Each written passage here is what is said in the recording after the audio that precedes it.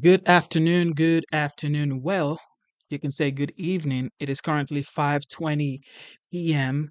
and today's date is the 28th of October 2024. Thank you for tuning into the live show. Yes, yes, y'all. It is your boy Genesis right here. You are currently listening to my voice all the way from Georgia, wherever you are, New York, California, Texas, Virginia, wherever you are. I am in Georgia and I am broadcasting from Georgia. Okay. How are you doing? How are you guys doing? All right.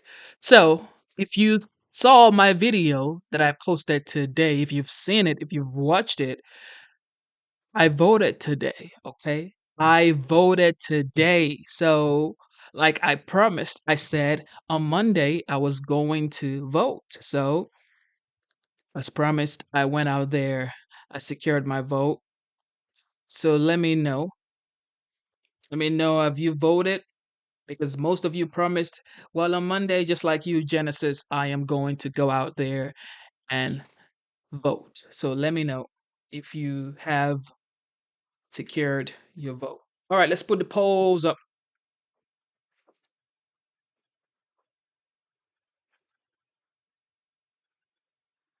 All right.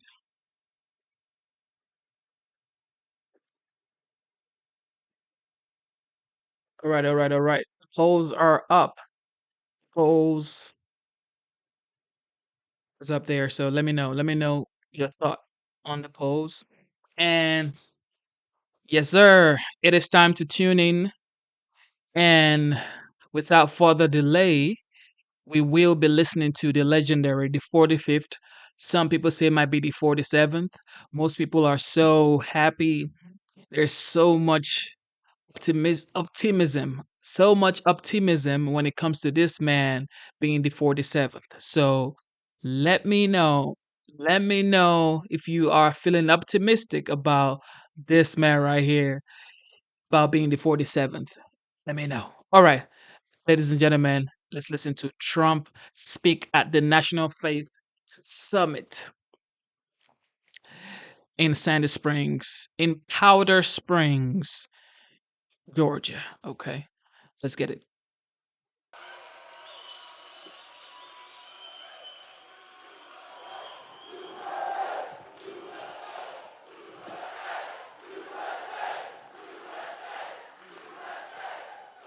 Thank you very much. That is a lot of religion out there. That's pretty good.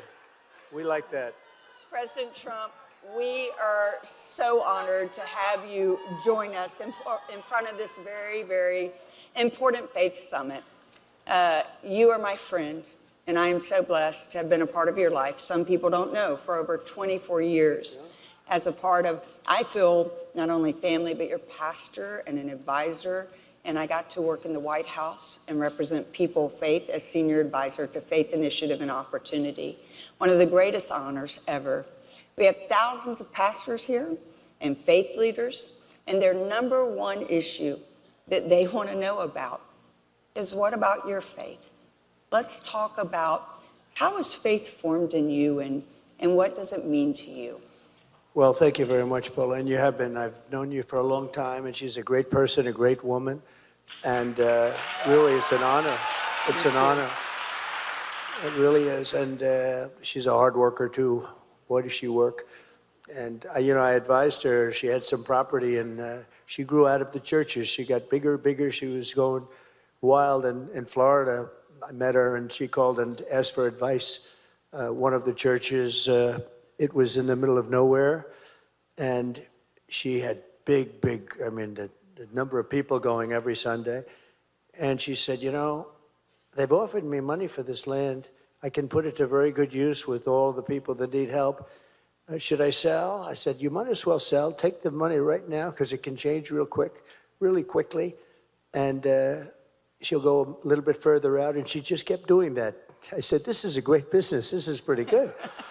But she put the money to great use, and you've helped so many people, and it's really great. And really nice to know you. Thank really you. nice to know you. Thank you. Look, we're going through a lot of problems in our country. If you take a look at the anger, the the problems that we have. And a lot of it is that it's less based on religion now than it was 25 years ago and 50 years ago. And I mean, we were really, people would say, a Christian and really religious, even other faiths country. And that seems to be heading in the wrong direction. And I think as that goes down, I think that our country goes down. I really do. I think this is a country that needs religion. It's like the glue that holds it together. And we don't have that. That's why you are the most important people, and I'm not sure you even realize it. And they're trying to hurt you. They're trying to stymie you. This new administration, this new radical left group of people, and it's not so new. It's been around for a while, and they are people that are not nice people. If you happen to be Catholic, we don't have too many Catholics here, maybe, but boy, they are persecuting Catholics. I actually said, how could a Catholic possibly vote for Kamala? How could that? I mean, no, the level of anger and the level of vitriol, you know, when you see what's going on with the FBI and the Catholic Church, I say, what is happening? And you know, the expression is that you're next, because everybody's next with this group. And they have a very bad agenda, and we have to stop it, and we have to win this election. I think winning this election, I think it's going to be the most important election in the history of our country. Absolutely. So let's go back for just a minute. Let's go back into your childhood, because you didn't start going to church when you were a politician. Church was such a formation of your faith, going to Sunday school, going to the Presbyterian Church, Norman Vincent Peale's, Billy Graham Crusade. Talk about the formation of your faith as a child. So when I was very young, my mother was from Scotland, and she was religious. I don't know as religious as some of the people in this room, but she was religious. She was a believer. And my father was a real worker, and he was religious too, but he was working all the time. And a good man, great heart, a very strong guy, but had a great heart. And I remember would walk down the street, would walk down some street, and there'd be somebody holding a cup. You don't see it too much anymore, but you used to have, and they'd have pencils, and they'd actually sell you pencils.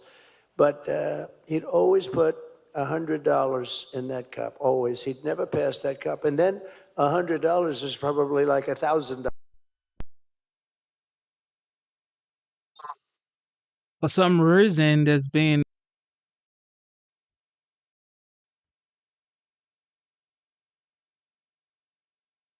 on the internet. Okay, right here. All right, so we're gonna continue streaming from here, and let's see if it has to break or not.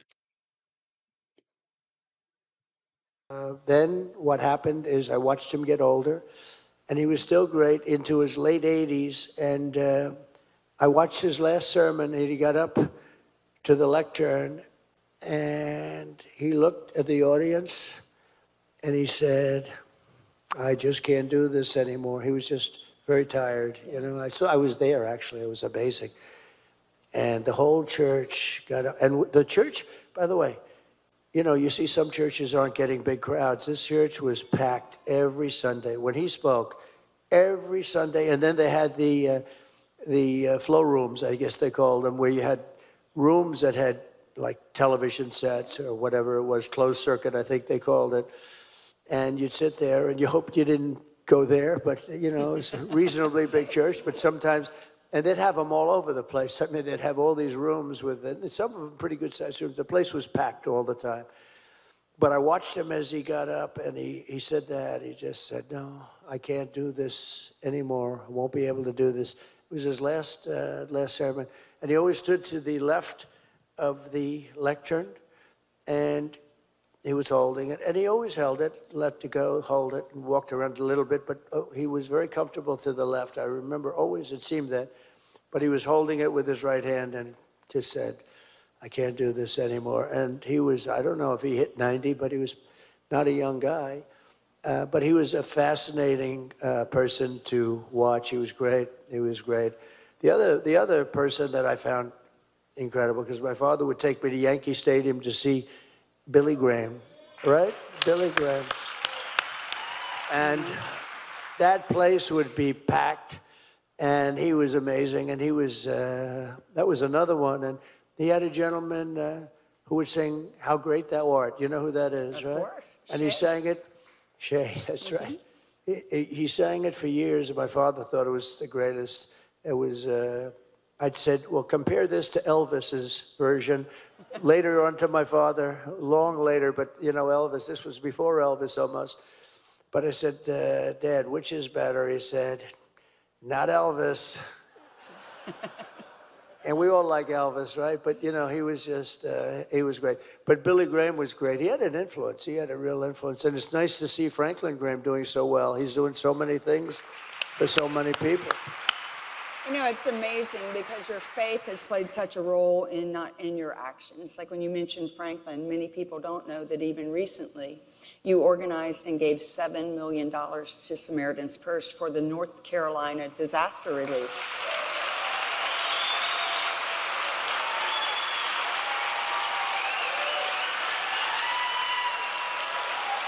Amen. Well, like, you couldn't give it to a better person. It's amazing. Yeah, we raised a lot of money and we gave a lot of money. I had a friend of mine, Steve Woodcuff, he gave him $1 million or something. They are just, a lot of people are very generous, but Franklin does a great job. He's always, whenever I go to, because as president, I do it a lot. You'd go to a tornado or you'd go to a hurricane. I mean, I saw a lot of very bad things. The destruction of nature is amazing. Some of these tornadoes, the big ones I watched, and I'd look, and it was like cut by a razor blade. The damage on the left was 0, and the damage on the right was devastation. It would be like when you'd fly over it in a helicopter, you'd see a straight line, as straight as it could be, but it was literally cut.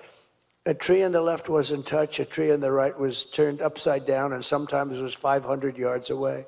Amazing, the power of nature. But whenever I go there, I see Franklin. He's always there. He's always the first one to. I said, I'm going to beat you to one of these sites one of these days, Franklin. And he really means it. He's a good person. I mean, I had one problem with Franklin. Should I tell him the problem? Sure. She's saying, uh-oh. It's a great one. No, but I was telling, I tell stories to it. We have these big rallies. Last night we had a great rally at Madison Square Garden. And sometimes I'll use a little bit, not hard foul, but soft foul. We call it soft foul. But, you know, to emphasize something about somebody's capabilities or whatever I might be talking about. And I got a letter from Franklin, and I met him at the airport. It was on a visit that I made to North Carolina. At the airport, he was there with his planes and everybody, a lot of people. Boy, he gets such great volunteers. Yeah. They're really going. So anyway, I got a letter a couple of days later, and he says, Mr. President, it's Franklin Graham, and I just want to tell you, I love what you do. I love what you say. I love your stories. I think they're great. And keep telling them, but they'd be even better if you wouldn't use foul language. And I went, true. And I said, ooh. I didn't know. I wasn't sure. Was I supposed to be honored or not? And but he said the foul language. So I thought about it, and I said, I'm going to try. And I did try. And I'm not sure I'd make the emphasis quite as good. I've been pretty good about it. But I'm not sure. Every once in a while, you need a little bit of something, a little spice to juice them up a little bit. But I got that letter and I sort of laughed. I said, I'm not sure you're right about this, Franklin, but I'm going to give it a shot. But he's done a fantastic job. But so many of the people I know here that we just met backstage, I mean, they have been so incredible to us. And we've had them at the White House, a lot of the pastors and respected people. I recognize a lot of them just originally by just seeing them on television for so many years, right? Including you. I was going to say, people don't realize that we met, literally, you were watching television and called me out of the blue. And I'll never forget, you said, you've got the it factor. And I said, oh, sir, we call that the anointing. And that was our hello.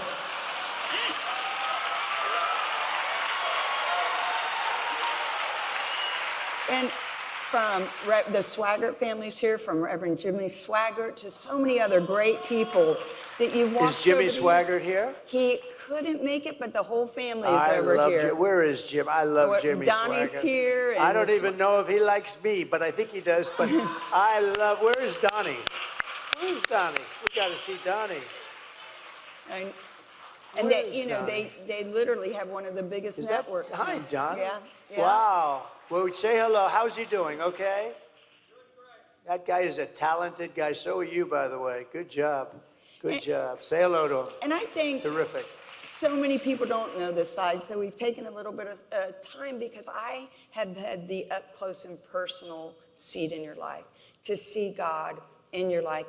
And we'll talk about faith offices and economy and immigration and everything in just a moment. But, you know, the media attacks you relentlessly, and you've been under lawfare and the absolute worst. I'll never forget Ralph Reed and Joanne, where we were at the Journey concert, my kids, and somebody said the president's been shot.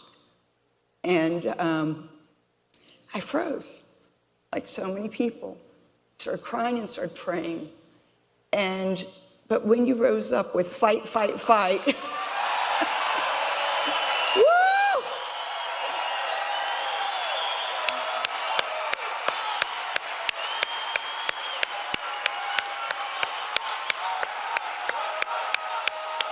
Thank you.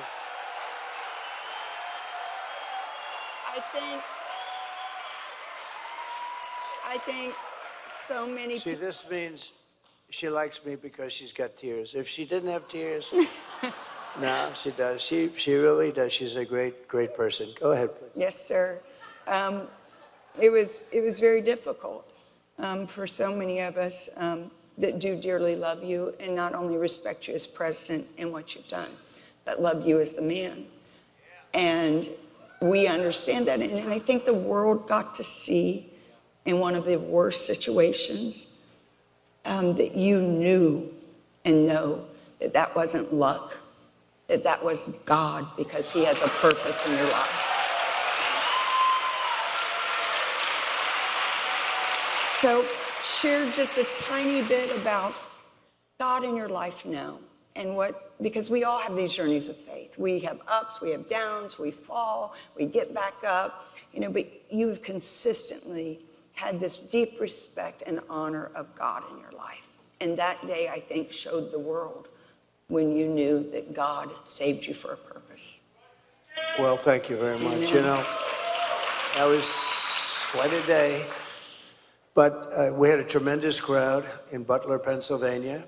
And you know, it was an amazing set of circumstances. And, you know, my two sons are shooters. They're very good, very high quality. They'd be like a scratch golfer or better. I mean, they're both very good. They know everything about guns, and they learned it from their grandfather. They spent time in Europe, back and forth during summers and all, and they're very good. But they understood, they know exactly what the weapon was that they used, that this person used.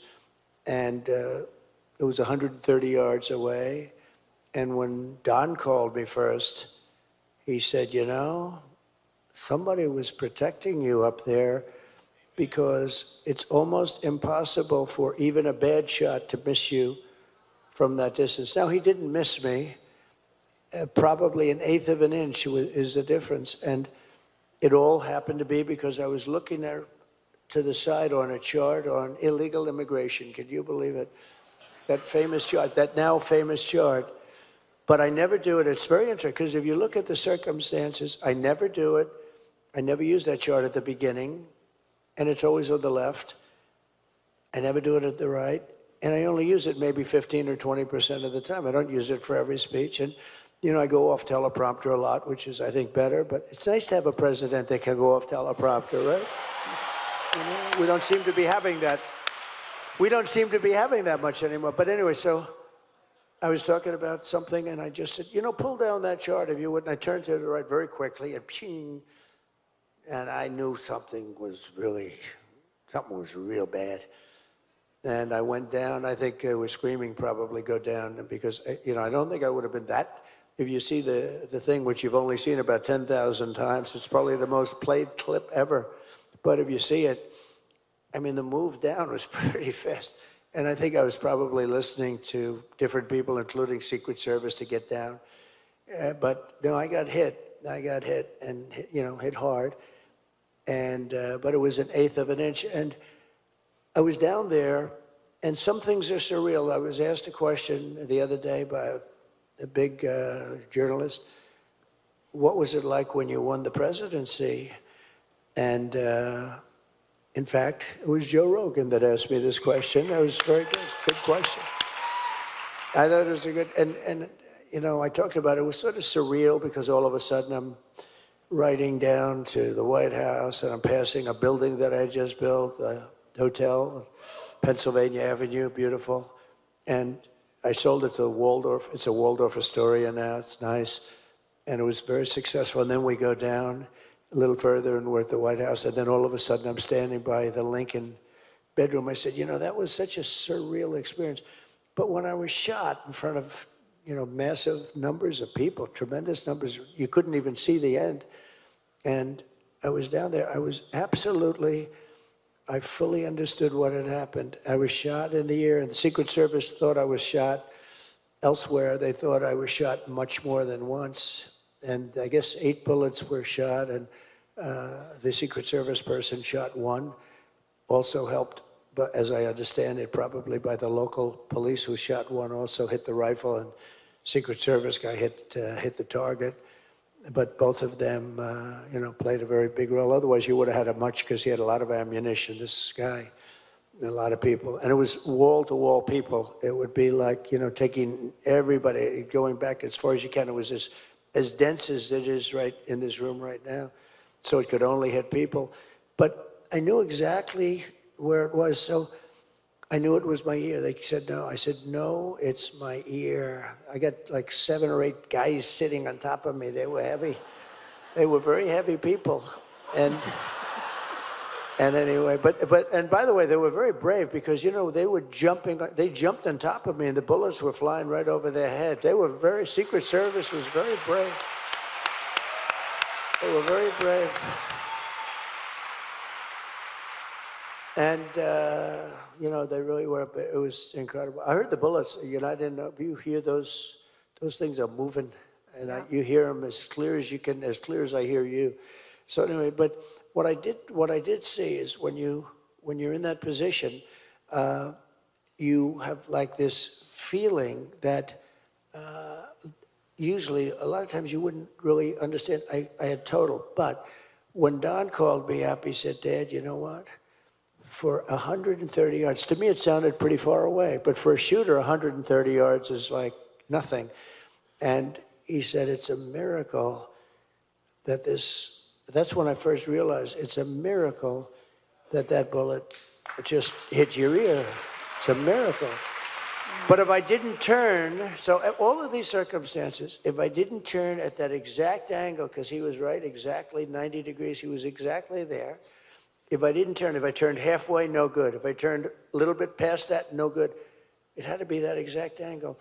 And I was going further, but this was the angle, and this was when the bullet came in, because 100th of a second later, I would have been turned too far, because I was going further, another 25%, because the chart was back here. So I was doing that, and it went by.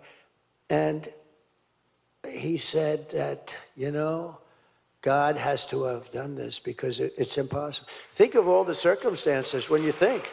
Amen. Think of all the circumstances. You're turning.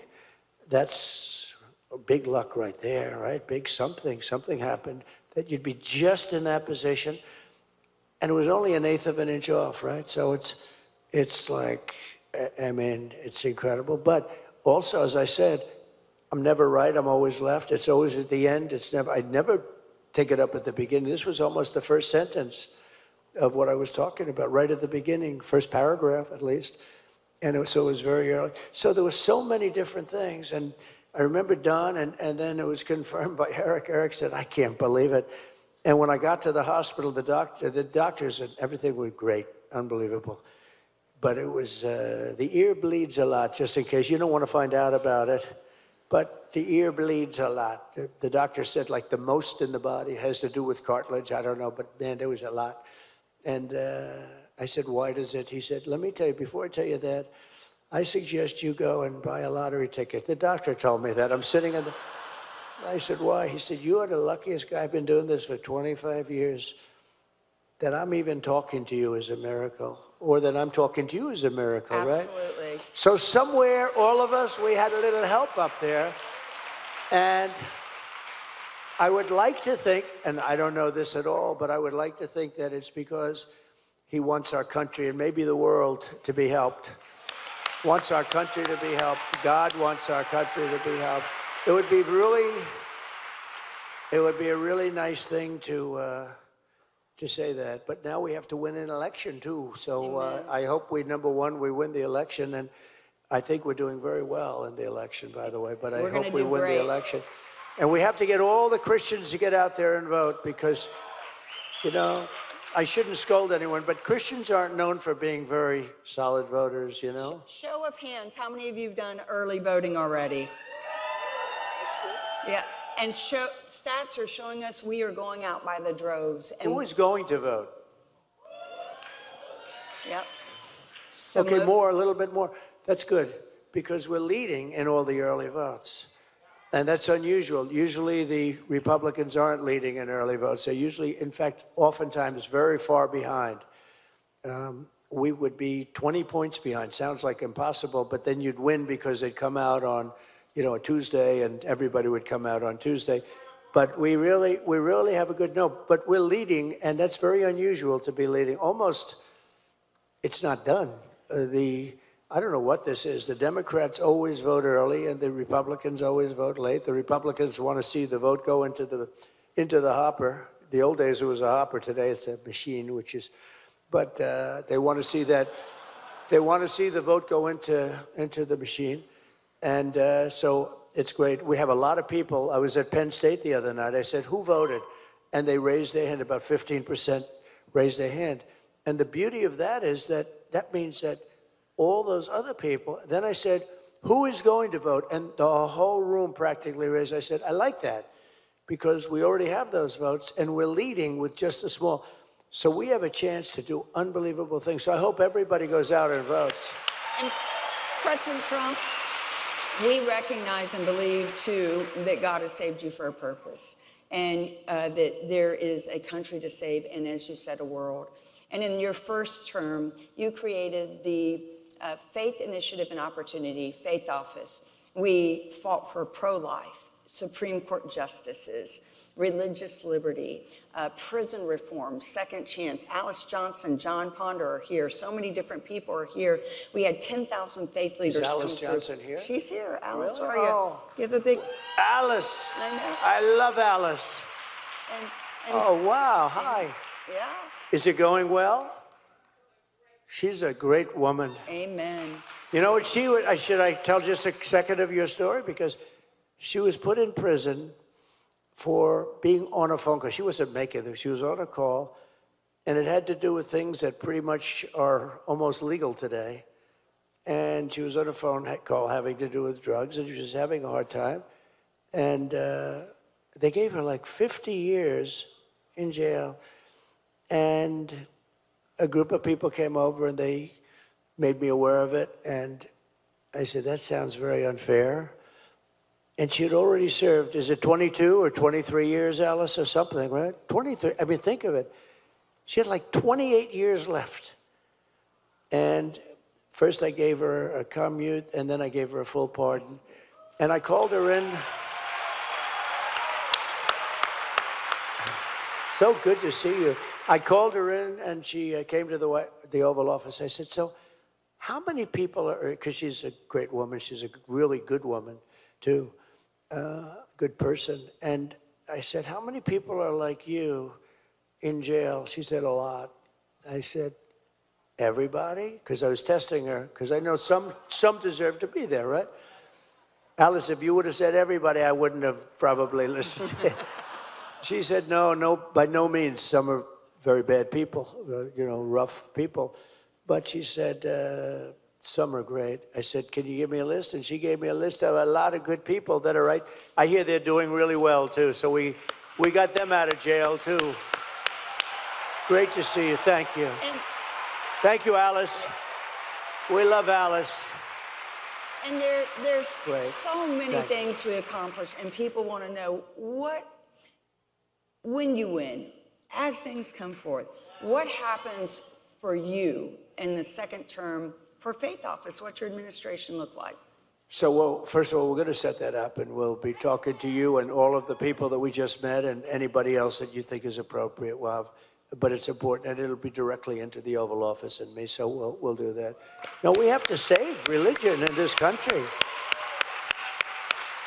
I mean, honestly, religion is under threat in this country, serious threat, and we can't let that happen because I really believe it's sort of the fabric of our country. It's the thing that holds our country together, and we can't lose it, and we're not going to lose it. We're not going to lose it. And President, I know your time's limited because we're all going to go to the rally tonight. You've got a special invitation to go to the rally, guys. But we want to ask you a few more questions, and we've got Gary Bauer here because if you just heard what the President said, that Faith Office will be in the Oval Office in the White House and directly reported to him because that, to him, is one of the most important things to people is that we remain very strong in all of our faiths. And we are so grateful for that, for you being a protector and a fighter for religion and faith and our freedom to protect. Gary, amen. Yeah. Mr. President, right here in the front, sir. Hello. Gary Bauer, right in here. the very front. Oh. Hi, Gary. Yes, sir. Great to see you again. Great to see you again, particularly after last night when you turned Madison Square Garden into MAGA Square Garden. I thought that was fantastic. Great night. Yeah, sir, everybody in this room, millions of people like them all over the country are already voting for you. They're going to vote for you 8 days from now. And the main reason is, they love you, of course, but the main reason is simply gratitude. The things you already did in your first term, it's a Christian virtue to be grateful when somebody does something for you. So you deserve the vote of every Christian in America. Thank you, Gary. My question is about your second term, because one of the big issues right now that this loser of an administration is inflicting on us is they've taken the entire power of the federal government, the Justice Department, the Department of Education, and they're trying to smash young women by making them compete against men in athletics. And so these women are getting physically hurt. Not only that, but they have to tolerate going into a locker room or a shower or a bathroom with biological men. So they're losing their places of privacy. She also wants, as you know, Kamala Harris, to give surgeries to prisoners in our federal prison system and illegal aliens to change their gender and use taxpayer money.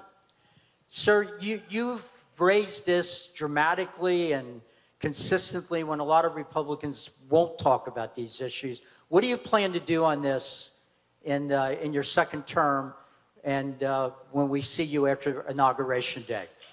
So, and you know, it's almost, and Gary knows this better than anybody, it's almost amazing that we even have to have a question like that, isn't it? Because who would think that men should be playing in women's sports? If you would have gone back, let's say, Gary, 10 years ago, I think, but 15 years ago, the concept of men playing in women's sports, it would say, what kind of a question is that? That doesn't happen, does it?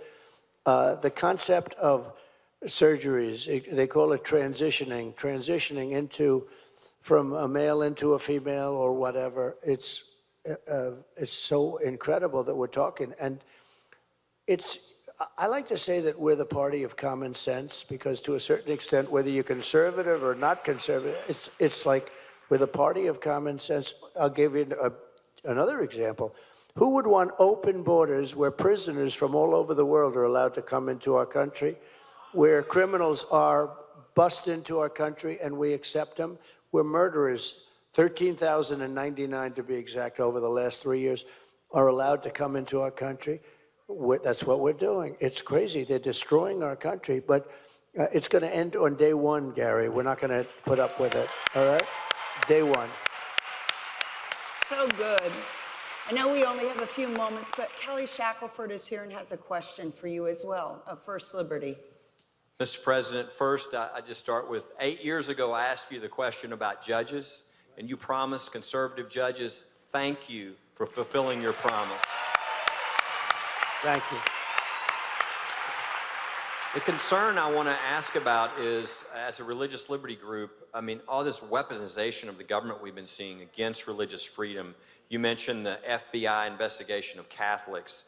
We've got all these, we had the Navy SEALs case where they were trying to throw all these people out of the military because of their religious beliefs on the vaccine mandate. I just wonder if you have any plans to turn this around if you get in, when you get in office, and to be able to do something to change things in the way they've been going. Well, the mandate was a terrible thing, and a lot of good people were hurt very badly by, they just stuck to their guns, and that's it. And they ended up getting thrown out of a lot of different things, even beyond the military. They were thrown out of jobs and everything else.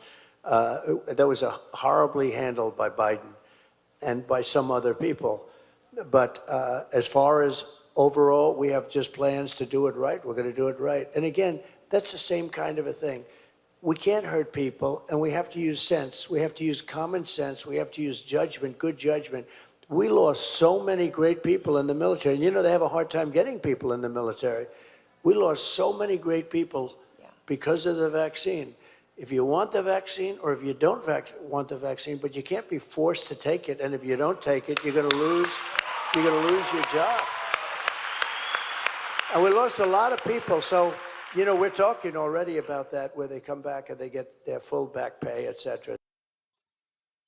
Thank you for tuning into the live show. So I just saw a comment by Hayes. He said essentially that this man has worn down his presidential opponent by being consistent and speaking the truth. And that's the fact. He has been going every single day, doing 2, 3, 4 events every single day. And that's why most people are saying this is most likely going to be the 47th. What do you think? Do you think this is going to be the 47th? Double tap your screen, subscribe to the channel. Let's get it, guys. Etc. So we're talking about that. Thank you. So good. President, let's talk about Israel. You made promises. I always say promises made, promises kept. And Israel was a big one. 5 presidents had campaigned on that as candidates, but did not follow through. There were so many other things you did, from, of course, Iran, and basically defunding them and bankrupting them, to UNESCO, to UNRWA, to the Taylor Force Acts, to recognizing the Golan Heights as sovereignty and Israel the sovereign right to stand for themselves. Tell about the embassy, because that's such a story where everyone put you under pressure. What happened, and how did you make that decision? Well, I think I've been better to Israel than, I have been better to Israel than any other president by far.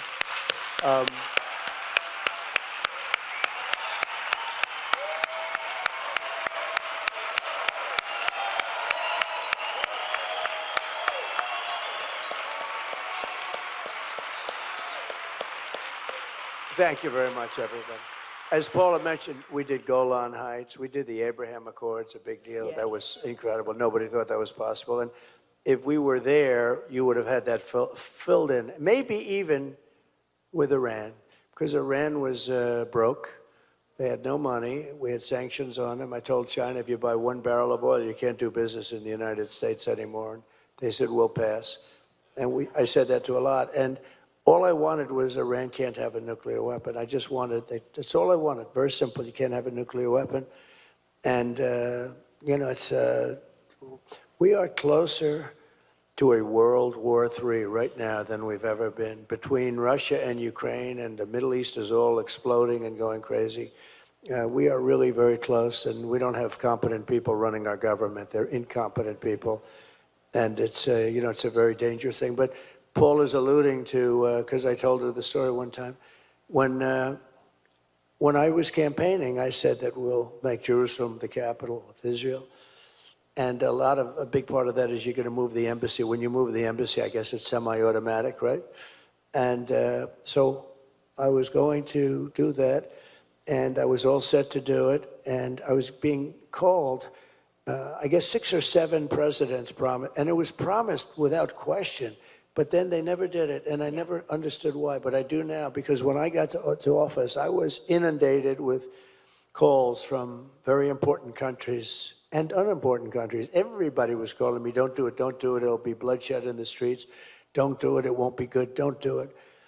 Anyway, but I was going to do it, and I promised I was going to do it, and I felt there wouldn't be bloodshed. I was right about that, by the way. But they said there'd be bloodshed. There was every bad thing. So I started getting a lot of calls because people were hearing that I was going to do it. And I don't want to say but who, but you can imagine from the biggest countries, from the most powerful countries, I was getting calls from, and specific countries too, and would like to speak to the president. Would it be possible? And they said it was about Jerusalem and the capital, becoming the capital of Israel. And that means, they were going to try and talk me out of it. So this was on a Thursday, and I said, would you tell them I'm going to call them back on Monday? So good. Then on Friday, or whatever day it was, I announced that I was doing it. And I did it. I got it done. And then on Monday, I called everybody back. Hi, what's up? What do you want to talk about? And they said, oh, that's we wanted to talk. But by that time, it was already, I mean, it was out there, and there was no, I was told that the whole world was going to explode if you did that. And it didn't happen. It didn't happen. And importantly, I got it built. Once we were there, General walked in, sir, would you please sign the following papers? I said, what's that for? $2 billion to build an embassy. I said, $2 billion? Are you $2 billion? This is the United States. That's why Elon Musk is going to do a good job cutting costs. He was great last night. But I said to David Friedman, the ambassador, a very good guy, I said, David, is there anything we can buy there that's like we can renovate and fix up and have an embassy fast? Because you know that if you're going to have an embassy, they wouldn't have the embassy built for 25 years, and it would cost a fortune. And they wanted to buy this site, which was not a great site, but it was a tremendous amount of money. So he calls me up the next day, he says, we have a great site. We've been there a long time. We have a great site, and there's a building on it. It'd have to be renovated, and we can renovate it. And the bottom line is it was a much better site. We owned it already. We didn't have to spend any money. And I spent almost nothing. And we got it built in about 4 months. We renovated the building for less than $1 million. Think of it. So we saved $2 billion. And just a little cute story. A friend of mine is in New York, a very rich guy, a very big Wall Street guy. And he's got Jerusalem stone facing the elevators in a big building in New York, very prestigious building. He's got Jerusalem stone. And every time I walk in, he said, he's Jewish. He's so proud of the Jerusalem stone. He said, Donald, this is before I was president. I don't know if I've been up there since, but he'd always say, look at this, it's Jerusalem stone. After about 10 times, I said, you don't have to tell me it's Jerusalem stone anymore. So anyway, so now I'm in Jerusalem, and I have to renovate a building, and I want to do it quickly so I get the embassy open, and we have it, and it's done. And that way it's sort of more permanent. It's not where they can change it and go back. So the contractors are all there, everybody's around. They say, can you use Jerusalem stone? And is it very expensive? They said, no, it's cheap as hell. It's the cheapest thing. We have a lot of it. It's all over the place. So we did the whole building in Jerusalem stone. And it's gorgeous. It's beautiful. It's known as such an expensive stone, but it wasn't expensive for me. So anyway, we did a good job. We got it built. We not only named it, we got it built, and it's a beautiful embassy. There's no reason for them to do another one. President, there's so much we'd love to talk about economy, immigration, and you can talk about as much as you want, but the one thing I want to definitely leave us with, I've had this front row seat of watching you as a father and a grandfather. I love when Eric would tell this story. He'd be 5 years old, and you'd line him up to go to school. You'd say, no drugs, no alcohol, and no smoking. And Eric's like, but I'm 5 years old. And your children are some of the greatest people, and your grandchildren on this planet. And we know the importance of family and leaving a legacy. Many of us are fighting because we're moms, we're dads, we're grandparents, and we've had good lives. But we want to make sure that our children and our grandchildren have an inheritance and have the same freedoms we have. Talk about your family and how that works and plays out in your policy. So a lot of people ask me about, raising their children, they have children. And I've known a lot of families, very smart families, very substantial families. It doesn't matter whether you're not, but some of these people are very smart and very, very rich. And their children were very smart, but their children never had a chance because they started drinking at an early age or they were on drugs. And I add cigarettes because I just added cigarettes. It's not a good thing to be doing. It's been proven it's bad. So I might as well add it. It's only about a second extra. You'd say, and no cigarettes. What is that, a second or a second and a half, right? No cigarettes. But it's alcohol. Now, in those days, it was, I had a brother who was a great guy, handsome, best guy, best personality, everything. But he had an alcohol problem. And he would always tell me, no drinking. He was a strong guy. No drinking. You can't drink. No drinking. Because there were no real drugs. I don't think there were drugs at that time. I was a long time ago. And he'd say, no drinking under any circumstance, because he had a problem. And he knew it was a problem. It's a hard problem to cure. Some people in the room have that problem. A lot of people have that problem, but it's a hard problem to get rid of. And he'd always say it to me, and I've never had a glass of alcohol. I never had a glass, literally. So, because of him. And if I did, I'm the personality type that maybe I'd have a big problem. I don't know. I mean, I think I possibly would. I'd have 3, 4, 5, bring them in, keep going. So I never had, and the great thing about that is I have friends. I had a friend at the Wharton School of Finance, and he hated the taste of scotch, hated it. I remember it so vividly. And would go out and order scotch, even though he hated it. No, he said, you got to get used to it, because when you're out in business, because he wanted to be a businessman, when you're out in business, you got to be able to socialize, and scotch is the hot thing and all that. And he became a tremendous alcoholic. I mean, sad. And I remember when he first started, I remember at the first time he ever had a drink, very smart guy, he had a drink and he hated it. Oh, this is terrible. But he got to like it. And the one thing about it, I mean, I can speak to somebody who's never had a drink. I mean, literally, maybe over the course of a life, maybe a few zips, like just a zip of something that's nothing, but never had a drink, never had a glass of alcohol. And as somebody that hasn't or that never smoked, there's no longing to smoke. There's no longing to drink. There's no longing for drugs. There's no longing for any of that stuff. And that's for sure. But I know people that they drink, they're always, boy, it's a very hard thing. Even 10 years later, it's sort of a hard thing. And I always say to people, because it's a very competitive world, and these guys that would ask me oftentimes would be successful. What do I do? And by that time, it was too late, because their kid was hooked on alcohol and hooked on drugs. Today, probably drugs maybe is more prevalent than alcohol, but they're both a disaster. But I tell them, I say, and I used to tell, like, Ivanka, no drugs, no alcohol, no cigarettes. And I'd say it all the time. She'd go, Dad, leave me alone. Oh, you're such a pain in the ass, Dad. Isn't that terrible to speak to you? But she meant it with love. She meant it with love. But I drive them, I would really say it a lot too, because I've watched really smart kids, brilliant kids, get absolutely brought down. They never had a chance. They never had a chance because they got hooked. And you'll never get hooked if you never try it, if you never do it. So I don't know. To me, it's good. Start them young. Amen. And President, I know if you want to take a moment, you can, and just say final words to everyone, and then we're going to pray over you. And Danny Goki's going to come up and sing an amazing song that I think is going to touch all of us, and that will be our conclusion. But go ahead and take the liberty to share with what you want to share. First of all, I don't even know if you know how important you are, because I'm talking to a lot of religious leaders, pastors and ministers and others. I think it's just an incredible job that you do. And sometimes you're not appreciated by the fake news media.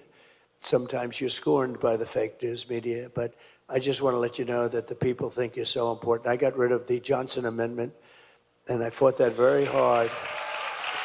during my entire term because they didn't want you to speak to people.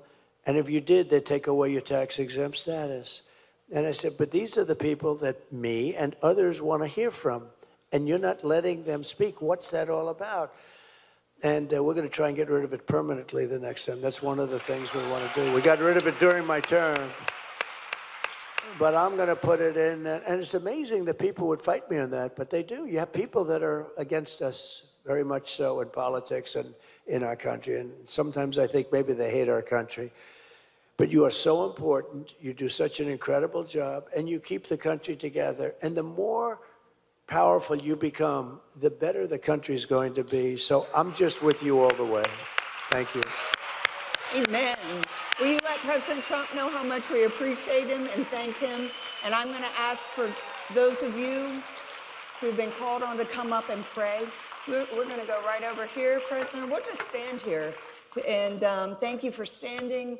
We're just so grateful for all of you. Why don't you just grab the person's hand next to you, and we're going to pray together. As we come and just lay hands on President Trump, we believe that God not only hears our prayers, but he answers it. And I think it's amazing. Wow. We're about to pray for him. May, these groups, small groups, in May of 2011, and it started as a prayer group. And you came to me and you said, I don't like the way the country's going. And you said, I'm thinking about running for president. You said, what do you think? And I told you what I thought. And you said to me, what does God say? And when you said that to me, I took that so serious. I called up many of the people who are standing behind you right now, and I asked them to come to Trump Tower.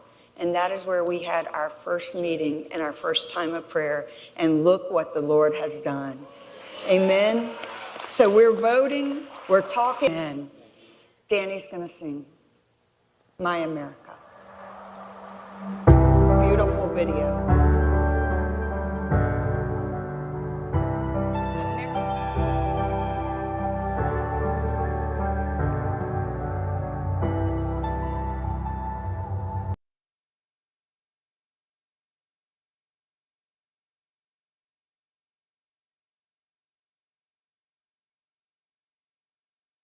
All right.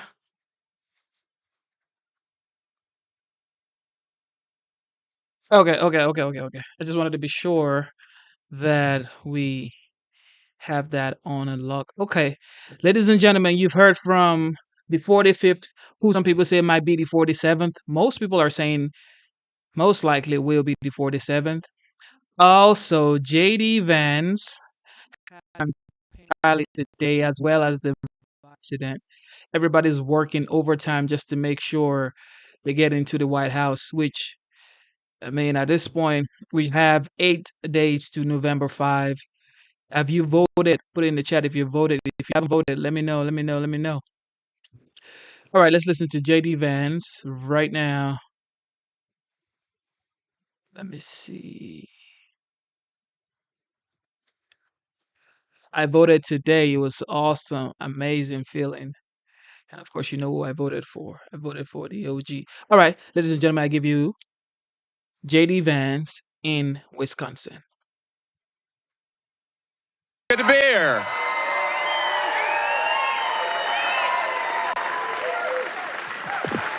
Thank you all. It's good to be in Wisconsin, and I've been led to believe that it's always in the high 60s in late October. Is that right? Well, it's funny because, obviously there are 7 big battleground states, and that's where I spend most of my time. And 2 of those battleground states are, of course, the great states of Wisconsin and Michigan. And we have not had a bad weather day, even in October, in either Wisconsin or Michigan. So here, I'll make a deal. Since the weather's so nice when I come to Wisconsin, make me the vice president. I'll come back to Wisconsin all the time.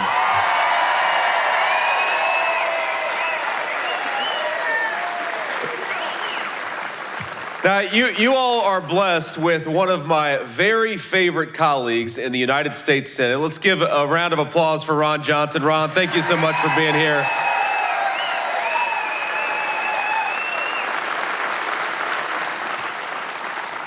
You know, the lobbyists and the special interests don't like Ron very much because he actually tells the truth. So you guys are lucky to have a good one in Ron Johnson. Thank you, Ron. You're also lucky to have a great congressman representing this area, Tom Tiffany. Tom, thank you so much for what you do. I saw Tom backstage. Maybe he's wondering, there's Tom, there he is. Tom, thank you for all your leadership and all your hard work. And, you know, it's funny, when I come and do these events, I always try to check on the news of the day because I try to understand what's going on in the world before, you know, I'll take some questions from reporters. I always try to understand what people are talking about and, you know, what the news of the day is. And I saw that, I guess, Governor Tim Walz did a live stream of a Madden football game, professional football game, obviously not playing, they were playing video games, and he did it with AOC. And I guess the goal is to try to appeal to the young male vote by playing video games online with AOC.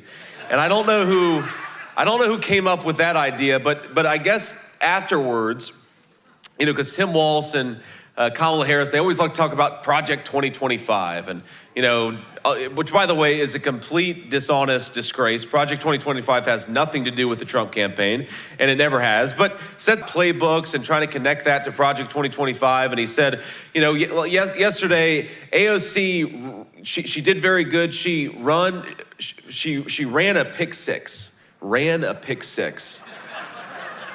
I think, like, you know, you don't run a pick six. You run the West Coast offense or the spread offense, or you know, the 3-4, the 4-3. Like, it made me realize that I think that even though they say Tim Walz was a college football coach, that I think I know more about football than Tim Walz. And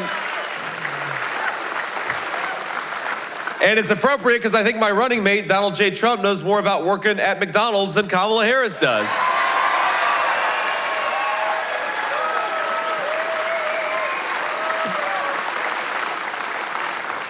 But I want to put a couple messages out there because it's really, really important that we get out there and run up the score as much as possible, not just on Election Day, but before Election Day. So I want to ask, and I saw President Trump last night. Did anybody watch the rally at Madison Square Garden? That was pretty cool.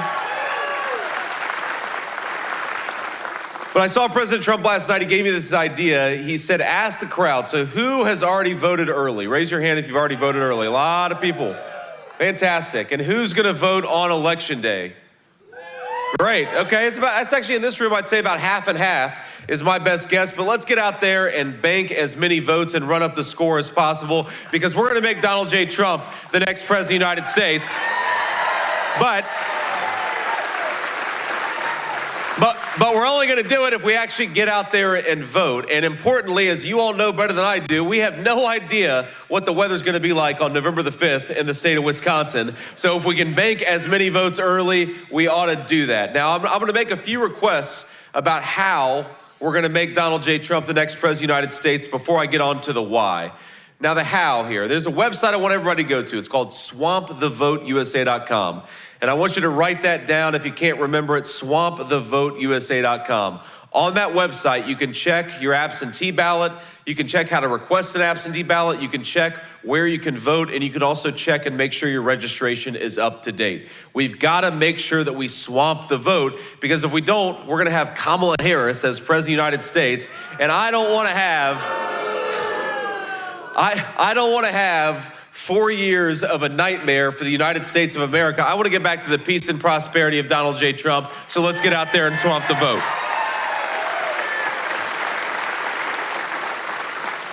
So I didn't even realize this actually until I looked at what I was going to talk about today. I didn't realize the margin was so small in the state of Wisconsin. This state was decided by 0.63%. That's 20,000 votes. And that could very well be the difference. Frankly, it could be even smaller than that, the difference between President Donald Trump and President Kamala Harris. So here's the second thing I want to ask you to do. We're never going to get honesty from Kamala Harris and the corporate media. They're never going to tell the truth about this campaign or about the condition of the country. But you know who can tell the truth? We can. So take out your phone, take a photo of this event, send it to your buddies, post on social media, do whatever you do, and get the truth about it. Why are you voting for Donald J. Trump? Because I believe that the honest words of 1,000 American patriots is worth far more than the dishonesty of the corporate media and the Kamala Harris campaign.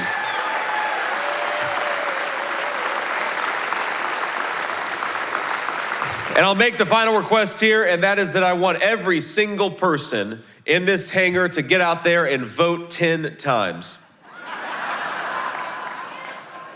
A few of you are like, what? We're Republicans, we only vote once. We do things the legal way. And I'm sure we'll hear and see it in the New York Times tomorrow that J.D. Vance came to Wisconsin and encouraged mass voter fraud in an airport hangar. But here's the legal way to vote 10 times, and that's to take yourself to the polls and take 9 of your friends and family with you. That's how we're gonna vote 10 times. Please get out there and do it. And the reason we have to do this, my friends, is because, yeah, we can laugh and have a good time. And I will say that having watched way too many Kamala Harris events over the last few weeks, and I've, of course, participated in a whole lot of Trump-Vance events, we've got all the joy and we're having all the fun on the Donald J. Trump team. And that's a thing to be proud of. But we're also talking about some very serious business for the United States of America. I, for one, would like to raise my children in a country that is not flooded with 25 million illegal aliens.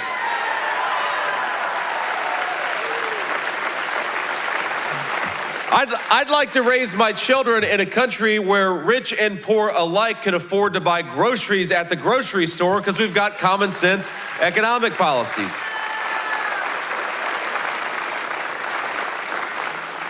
I'd like to get back to having a president who unleashes American energy. We're gonna drill, baby, drill when Donald J. Trump is president of the United States. And by the way, when we do that, we're gonna make the cost of goods cheaper for everybody, whether they work in the energy sector or not. Think about this. If the truck driver delivering the groceries to the grocery store is paying 45% more for diesel, then all of us are gonna be paying more for grocery. If the guy delivering the lumber to the job site is paying 40% more for gasoline, then all of us are gonna be paying more for that new house. We have got to appreciate that energy is the foundation of the American economy. And we've got an incredible contrast here, a choice for our country to make. Do we want to go with the leadership of Kamala Harris, who is promising and in fact already has done policies that make it harder to buy oil and gas from American citizens? She wants us to buy oil and gas from tin pot dictators all over the world. I want us to buy oil and gas from our own people in our own territory. We got plenty of it right here at home. Let's get it out of the ground and make it into useful stuff.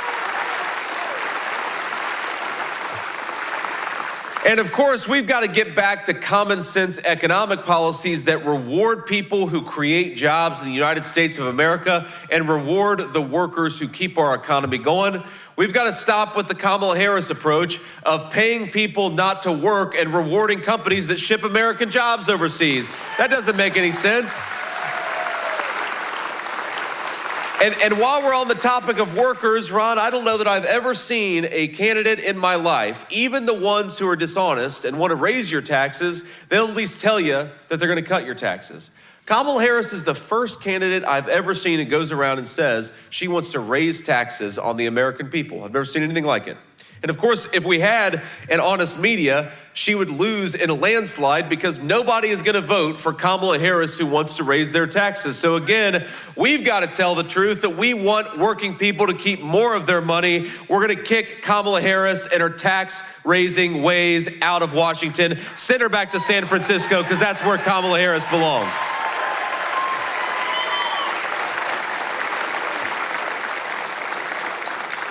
Now, just because of Kamala's ridiculous economic policies, it's worth taking stock of how much our fellow citizens have been suffering because we're not making good decisions. The cost of living in Wisconsin is up 20% thanks to Kamala Harris's policies. The price of groceries are up 25% thanks to Kamala Harris's policies. Credit card delinquencies are over 9% nationwide That is a very, very high number thanks to Kamala Harris's policies. The average Wisconsinite has lost about $28,000 just since Kamala Harris took office. And that, by the way, may be the biggest tax increase of all, the hidden tax increase of unaffordability. Because when it costs you $28,000 just to afford the same stuff that you could have bought 3.5 years ago, that is making every single one of our citizens, rich and poor alike. It is making us poorer. It is making us a more impoverished country. It is making us less financially stable, and it's making American children, American parents, and American grandparents suffer. Let's get back to policies that are going to lower the cost of groceries, lower the cost of gasoline, and make the American dream affordable again. Let's get back to the leadership of Donald J. Trump.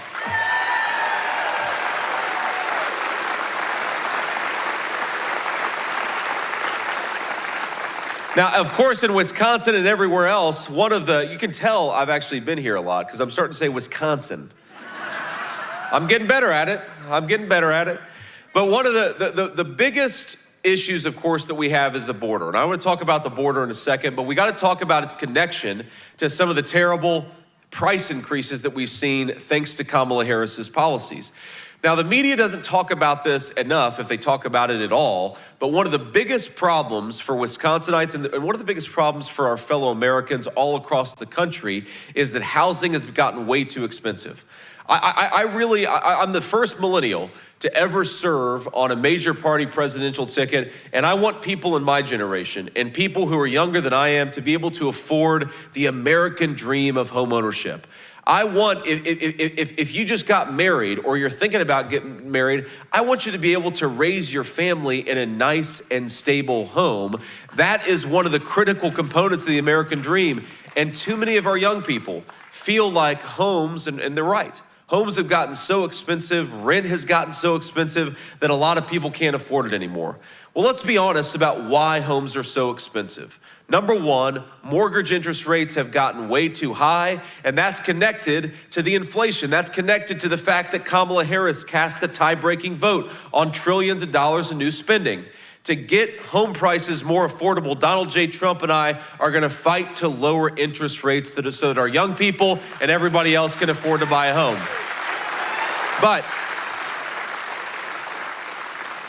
we've also got to make it easier to build more homes again. We've got to make it easier for our great construction firms and our great construction workers to build the homes that American citizens want to live in again. But we've also got to be honest, because it doesn't matter how many homes we build if we allow illegal aliens to live in homes that ought by right to go to American citizens, then we are never going to make home ownership affordable in the United States again. So here's the most important thing that we need to do to make sure that American citizens can afford to buy a home is make sure that American homes go to the American people, not to illegal aliens who have no right to be in this country in the first place.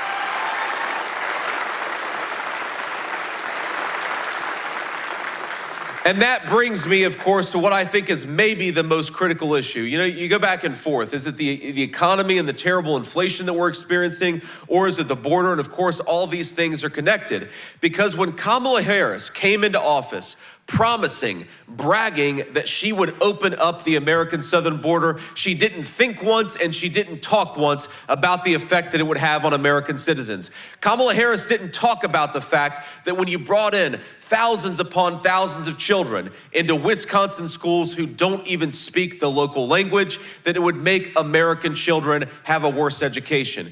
Kamala Harris didn't talk about the fact that when you brought in millions of people and they go to hospital emergency rooms all over our country, that the wait times in those emergency rooms would skyrocket for American children.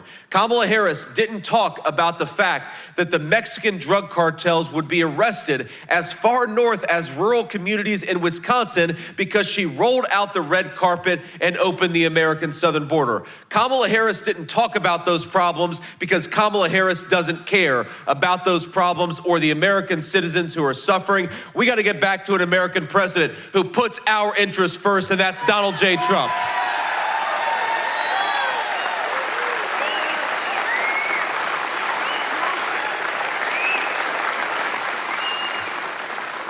We cannot keep doing this. We just gotta stop doing this. It's the craziest thing that I've ever seen. Look, I'm obviously not a Democrat, but I remember when Bill Clinton was president in the 1990s, the way that Bill Clinton talked about illegal immigration, he'd beat a radical right-wing Republican in 2024. The media would call him a racist. They'd call him a xenophobe because Bill Clinton believed, criticized him on many other things, Bill Clinton believed that we ought to have a border. Donald Trump believes we ought to have a border. I think 90% of our fellow citizens believe that we ought to have a border. Why don't we have a border? Because Kamala Harris refuses to do her damn job. So let's say to Kamala Harris, you're fired. Get out of the Oval Office. You're not welcome in the people's house anymore.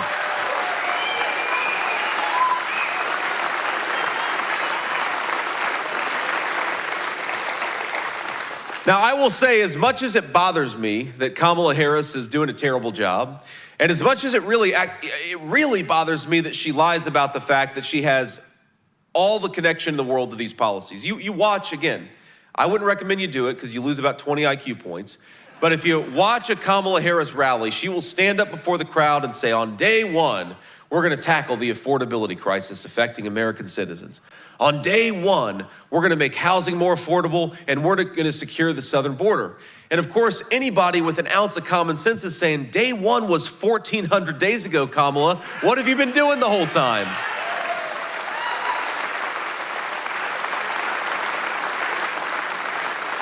So she runs away as far away from Joe Biden as she possibly could. In fact, I think that if an interviewer asked her, have you ever seen Joe Biden? She might answer no, because even though she is the sitting vice president, she tries to pretend that she has nothing to do with the policies of the last 4 years, even though, of course, there are clips of her on camera bragging about those policies, saying that she was the last person in the room when decisions were made, casting the tie-breaking vote on these policies, and now Kamala Harris, she wants to wash her hands and say, I had nothing to do with it.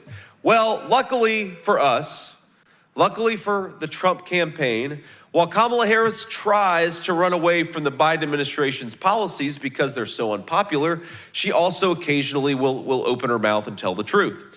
And I don't know if you've seen her interview that she did with The View a couple of weeks ago. I'm glad that most of you didn't see it. Look, I will never complain about running for vice president except about this one topic. I watch Kamala Harris on The View so that you don't have to. That is the sacrifice that I take upon myself, my friends. This is a life of service I've asked for. It's not always easy. Sometimes I gotta watch Kamala Harris on The View. But look, the media says she only does softball interviews. Even the friendly media says she only does softball interviews. I think she's done one genuinely tough interview. And I know we've got a lot of baseball fans in the great state of Wisconsin. And the problem with a softball interview is that she's still gotta be able to hit a softball. And I don't know that Kamala Harris could hit a T-ball based on the interviews that she's given, because they asked her, what would you have done differently than Joe Biden? And remember, This is what I've said before. JD Vance, he is smart, articulate. He knows how to appeal to the crowd. And he's getting good at these conversations, at these rallies. He wasn't like a rally person before because, of course, he's never ran for the vice presidential office. However, is getting really good. And if you watch his interviews, he's getting really, really good with it. This is the future for the Republican Party, in my opinion. For 2028 and 2032, this man is going to do big things. the whole narrative of her campaign is that she's got nothing to do with Joe Biden. And she says, in a moment of apparent honesty, nothing comes to mind. Now, I said this last night, this could very well be the slogan of the Kamala Harris campaign. Nothing comes to mind.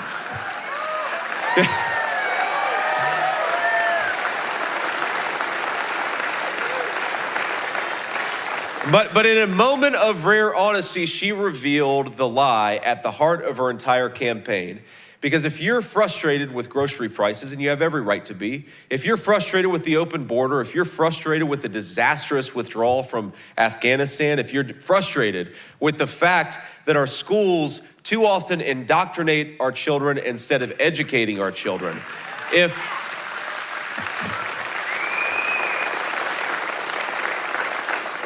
you're frustrated that you paid a lot of taxes, but you don't actually get a whole lot of good public services from those taxes that you pay, if you're frustrated with the condition of our great country, you have every right to say to Kamala Harris, we don't want you anymore. We want change. We want Donald J. Trump back in the White House.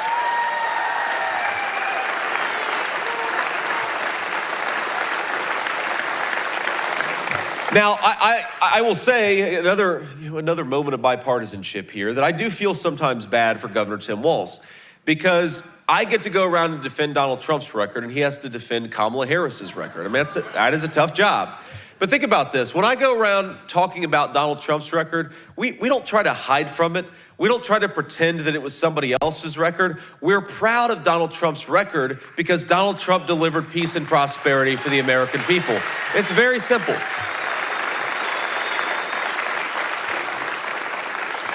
Now, you can go on Donald Trump's website, donaldjtrump.com. You can see the issue papers and the policy positions. I'm happy to talk about the work we've been doing on the transition team to make sure that your government is ready to go on day one to implement the changes that are going to deliver peace and prosperity. But it's not just plans and promises, because I don't know about you, and I know my colleague from Wisconsin agrees with me. I sometimes get sick of career politicians and bureaucrats talking about their plans and promises. It's nice to have a guy to vote for who doesn't just have plans and promises, but actually has a record. And that record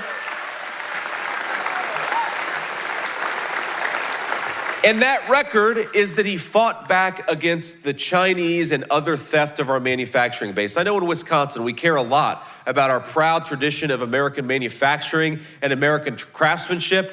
Donald Trump, for the first time in 40 years, said no more theft of the American middle class, no more theft of our industrial base, and that was a very, very big and successful thing.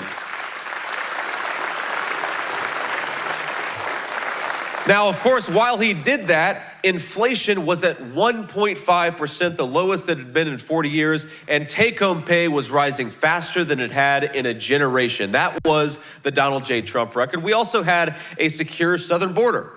We had everything, and look, nothing's ever going to be perfect, but we had the most successful 4 years of governance that we have had in my 40 years of life, and I'd like to get back to it. I'd like to get back to common sense. I'd like to get back to peace. And I'd really like to get back to American citizens being able to afford to build a good life in this country that all of us love. But we're not gonna get there unless we make Donald J. Trump the next president of the United States. So let's do everything that we can. Let's vote early, let's vote by mail. Let's do what we have to do to get Donald J. Trump over the finish line, because when Donald J. Trump wins, more importantly, the American people, their checkbooks, their wealth, and their prosperity are gonna win, and that's what we're all fighting for. Now, thank you. I want to say one more thing, because again, I try to read the news and understand what's going on, and I haven't talked about this yet, but I'm going to talk about it now, because I think that in the final stage of this campaign, Kamala Harris has chosen a message. And the message is not that she's going to make your grocery prices lower or your housing more affordable. The message is not that she's going to secure the southern border. Her closing message to the American people is that you all are bad people for being pissed off at what she's done to the country. That is her actual closing message of the campaign.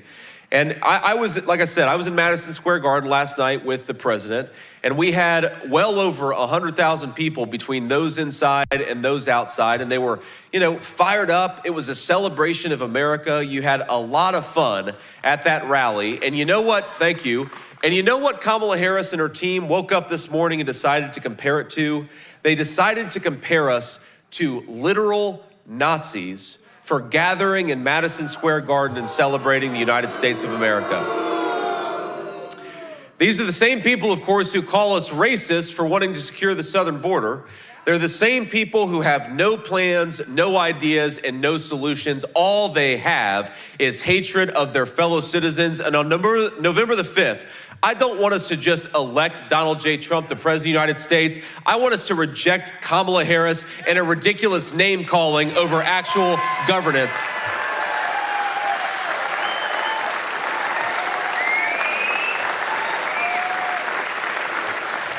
And because of this, I actually decided, I Googled an image of our brave men and women almost 80 years ago storming the beaches at Normandy. And I thought to myself, who does Kamala Harris think that she's kidding? When I looked at the image of those brave young men, a lot of us, of course, knew some of those folks. Of course, we still have some World War II generation still with us, though it's dwindling by the day. But most of us probably knew somebody who was involved in World War II in some form or another. And I find it honestly kind of funny that Kamala Harris thinks that the men who stormed the beach at Omaha would want taxpayer-funded gender transition surgeries for illegal aliens. That's why those guys stormed the beaches at Normandy, because they wanted to open up the American southern border. That's not what they wanted at all. They wanted common sense, they wanted freedom, they wanted liberty, they wanted somebody who would protect the Constitution. How dare Kamala Harris call her fellow citizens Nazis for loving this country enough to call her a bad vice president? And that's exactly what she is.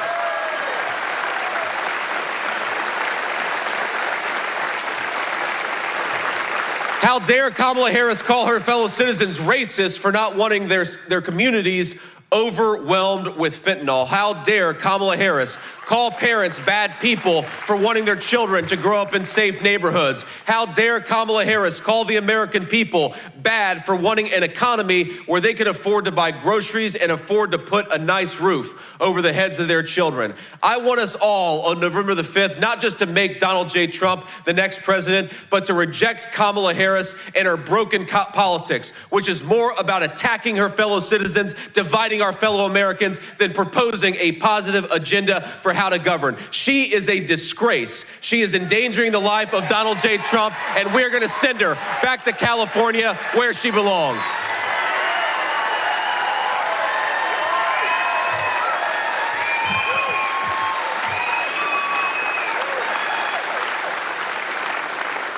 And with that, let's have a few questions from the media.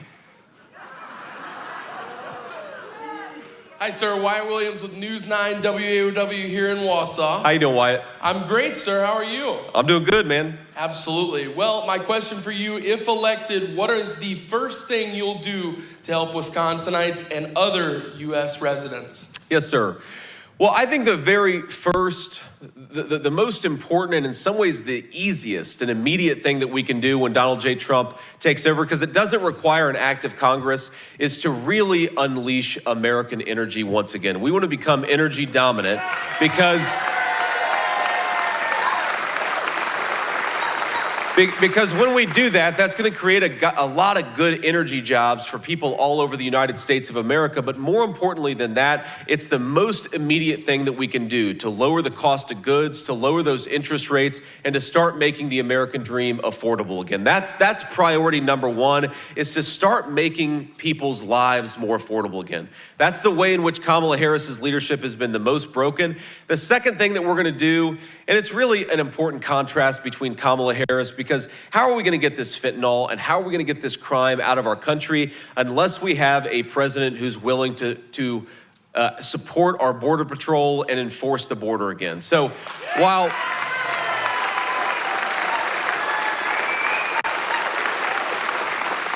there are a lot of specific policies, from re-implementing deportations to continuing construction of the border wall to re-implementing the Remain in Mexico policy.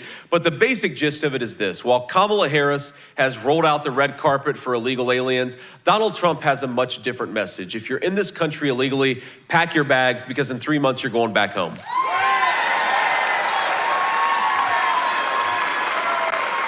Next question. Hello, Senator Vance. Dale Ryman with WSAW here in Wausau. It's kind of a double-edged question here. You guys have obviously a lot of focus on the blue states, especially here in Wisconsin, a lot of visits. What is the path to victory for the Trump-Vance campaign if you don't win Wisconsin? And the second part of that is, have you given any thought, because if you don't win, you will remain a senator. What if the Trump-Vance campaign wins the popular vote but loses the electoral vote? What kind of a path do you see changes being made after that, if any? Well, look, first of all, we're going to win in Wisconsin. Donald Trump's going to be the president-elect of the United States. I believe that.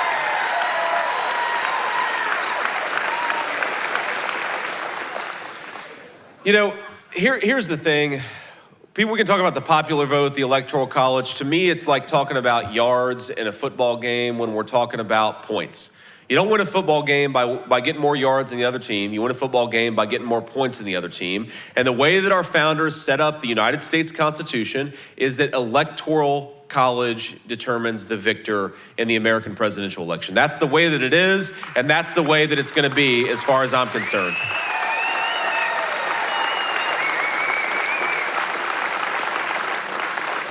But on Wisconsin in particular, look, the reason why I feel very good about Wisconsin, it's not just because some of the early vote numbers that we're seeing. It's not just because, you know, there is, I think, some real enthusiasm that we're seeing on the ground here in Wisconsin.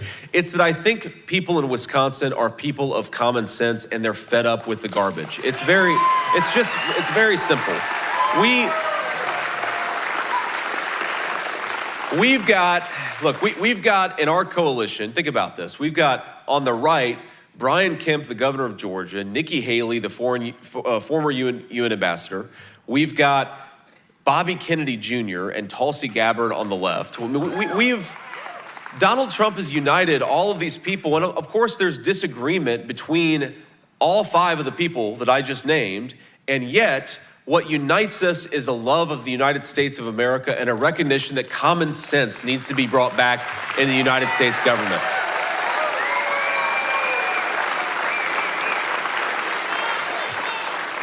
And so I'd say, look, we have a lot of paths. We have many paths, in fact, to victory, and I feel very good about where we are, but, you know, knock on wood, because I'm a little superstitious. But I think the path that is actually going to be the one that we walk is going to have us winning Wisconsin, winning Michigan, winning Pennsylvania, and really taking this country back in a big way. Thank you, sir.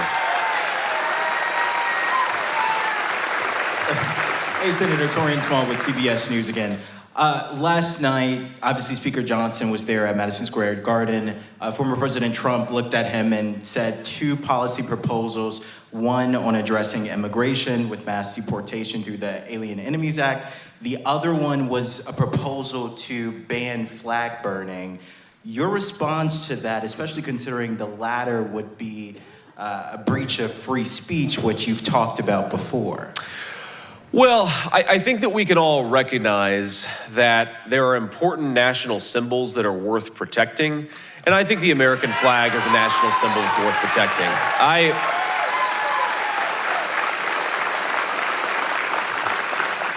Look, the censorship that I'm worried about is not somebody not being able to burn a flag at a protest rally, which, by the way, can sometimes be dangerous.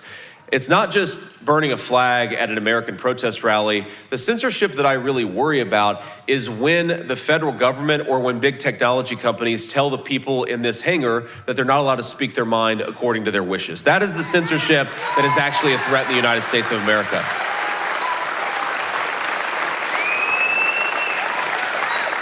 So obviously we'd have to see what that legislation looked like. I'm sure that the courts would get a say because somebody would file a lawsuit. But the censorship that we should be most worried about, it's not just the official censorship coming from the government, but it's this thing that I think a lot of us feel, maybe not in this room, but I think a lot of our fellow Americans feel this idea that you're not allowed to speak openly about your values, about your faith, about what you believe, and about who you're ultimately going to vote for. And what I'd ask every person in this room to remember is that cowardice is contagious, but courage is contagious too. And what I see,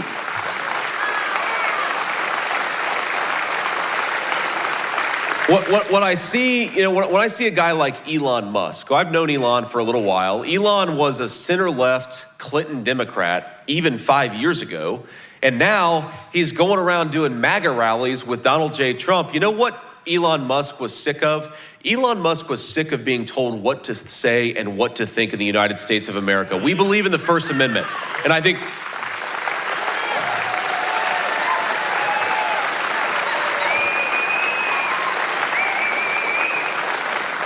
that's something we really have to take back. Don't let somebody make you feel bad, or don't let somebody make you feel ashamed because you disagree with them on a particular issue. Get informed, of course, get educated, have a conversation. America was built around the idea that American citizens could have conversations with one another, even when, maybe especially when we disagree with one another. And by the way, let me make one final point about that, and then I'll take one final question. Something that I've seen in my own life, and I've seen it with by the way, my beautiful wife is here. Give it up for Usha. Usha, I love you, honey.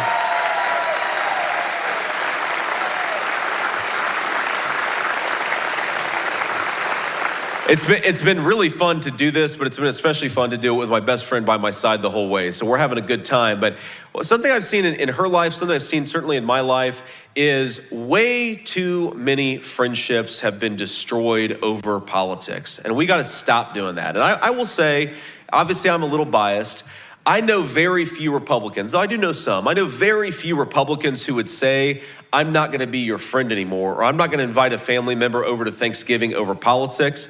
I know way too many Americans on the other side of the aisle who are actually destroying family relationships and friendships over politics.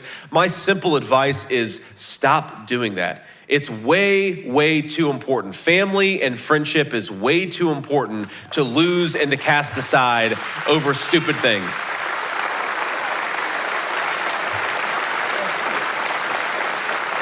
One more question. Hey there, Senator Alec Hernandez with NBC News. Speaking of Madison Square Garden, last night during the pre-program, a comedian made several racist jokes that the campaign has since distanced itself from. Another speaker called Kamala Harris the Antichrist. Another called her the devil. You've talked before about former President Trump being able to unite the country. I'm curious, as we are entering this last stretch of campaigning, this final week, is that the right tone to have started this final 8 days with? Well, first of all, I think that we've got to focus, Alec, I appreciate the question, but I think that we as a country, and I think that includes the press, it includes the Kamala Harris campaign, and it certainly includes our campaign, the way that we unite the country is to talk about the issues the American people care the most about. And what we're doing over the next 8 days is we're focused, laser focused, on how we're gonna close the border, how we're gonna make American lives more affordable again, how we're gonna bring down the cost of housing. That's what we should be talking. I think a lot of Americans are sick of the distractions and sick of the BS. They want our candidates to talk about how they're gonna solve the people's problems. And that's what we ought to do.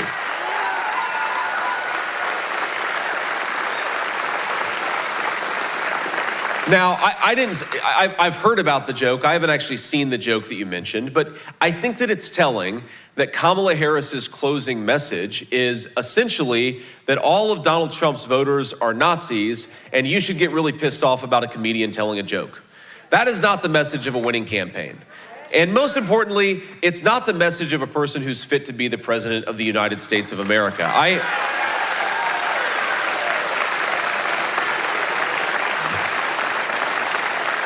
And my own view on this is, look, again, I haven't seen the joke. Maybe it's a stupid racist joke, as you said. Maybe it's not. I haven't seen it. I'm not going to comment on the specifics of the joke. But I think that we have to stop getting so offended at every little thing in the United States of America. I'm so over it.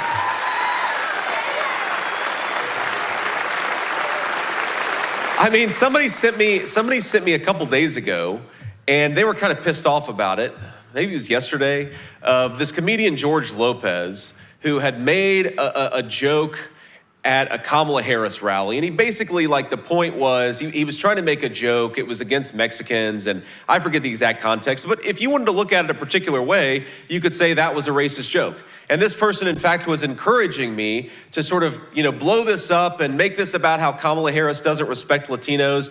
And my response was, can we all just take a chill pill and take a joke from time to time? This is ridiculous. Our country...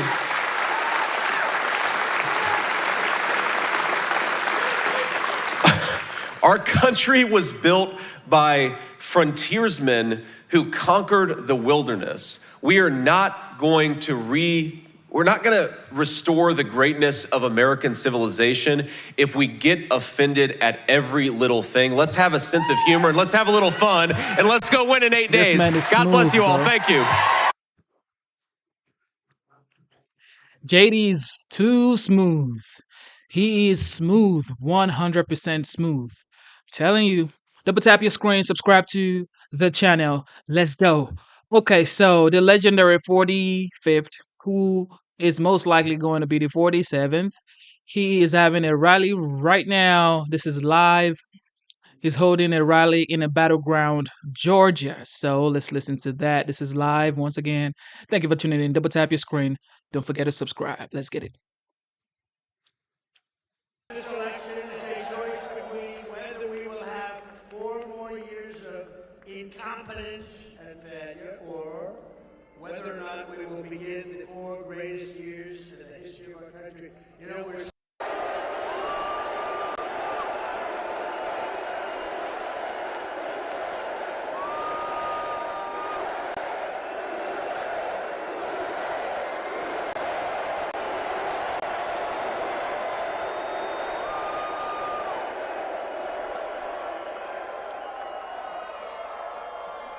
This feels even bigger than Madison Square Garden. This is a lot.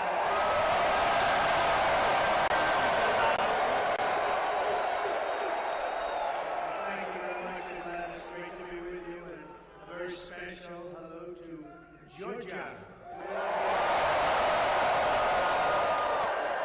And I'm thrilled to be back in this incredible state, and that's what it is. It's an incredible state with, maybe more importantly, incredible people, with thousands of hardworking American patriots. That's what you are. And I will say, these are the largest figures I've ever seen on me. I've never seen that. I just feel sorry for the poor people in the city over there. You get your money back, okay? Everybody's they're doing something a little different here. I've never seen that before. Wow. You know, I wanted to take care of 100%, not 99%, right? But you okay over there? You okay?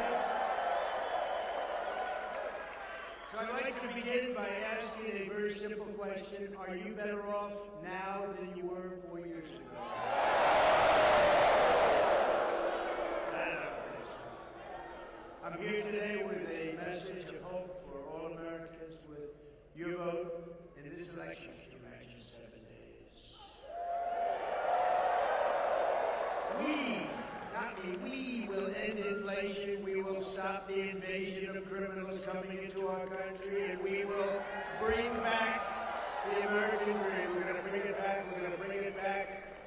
We're going to bring it back so big and so beautiful. Our country will be bigger, our country will be better and bolder and richer and safer and stronger than ever before.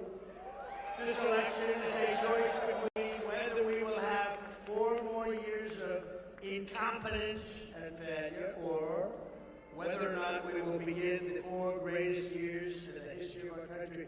You know, we're starting from a little bit of a negative.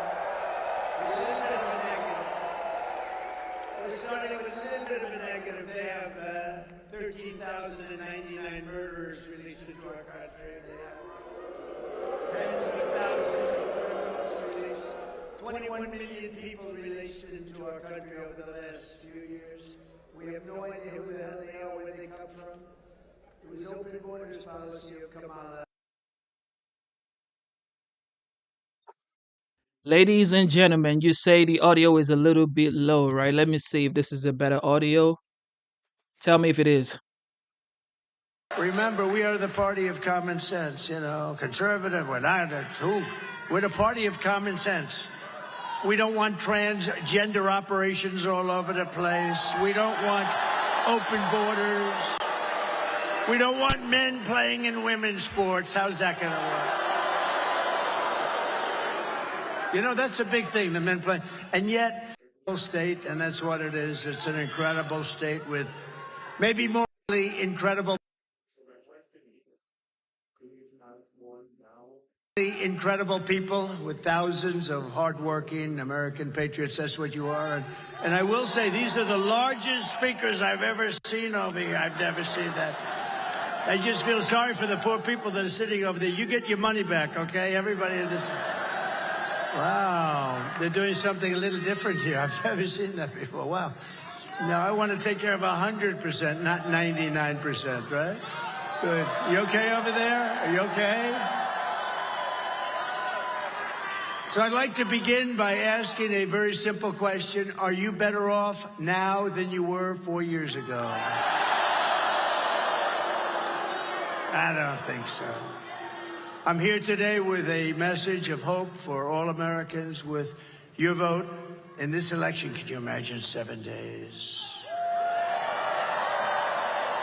We, not me, we will end inflation. We will stop the invasion of criminals coming into our country, and we will bring back the American dream. We're going to bring it back. We're going to bring it back. We're going to bring it back so big and so beautiful. Our country will be bigger. Our country will be better and bolder and richer and safer and stronger than ever before. This election is a choice between whether we will have 4 more years of incompetence and failure, or whether or not we will begin the 4 greatest years in the history of our country. You know, we're starting from a little bit of a negative. We're starting with a little bit of a negative. They have 13,099 murderers released into our country. They have tens of thousands of criminals released. 21 million people released into our country over the last few years. We have no idea who the hell they are, where they come from. Open borders policy of Kamala, not a great policy, not a wise. Does anybody like the idea of open borders for the world to come in? No? She loves it. I don't think she does. I don't think she knows what the hell she's doing. With your support on November 5th, you know what's nasty to me? Michelle Obama.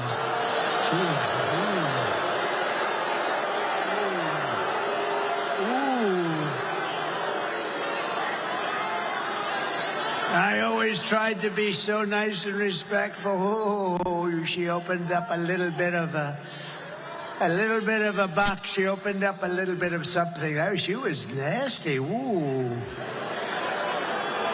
Shouldn't be that way. That was a big mistake that she made.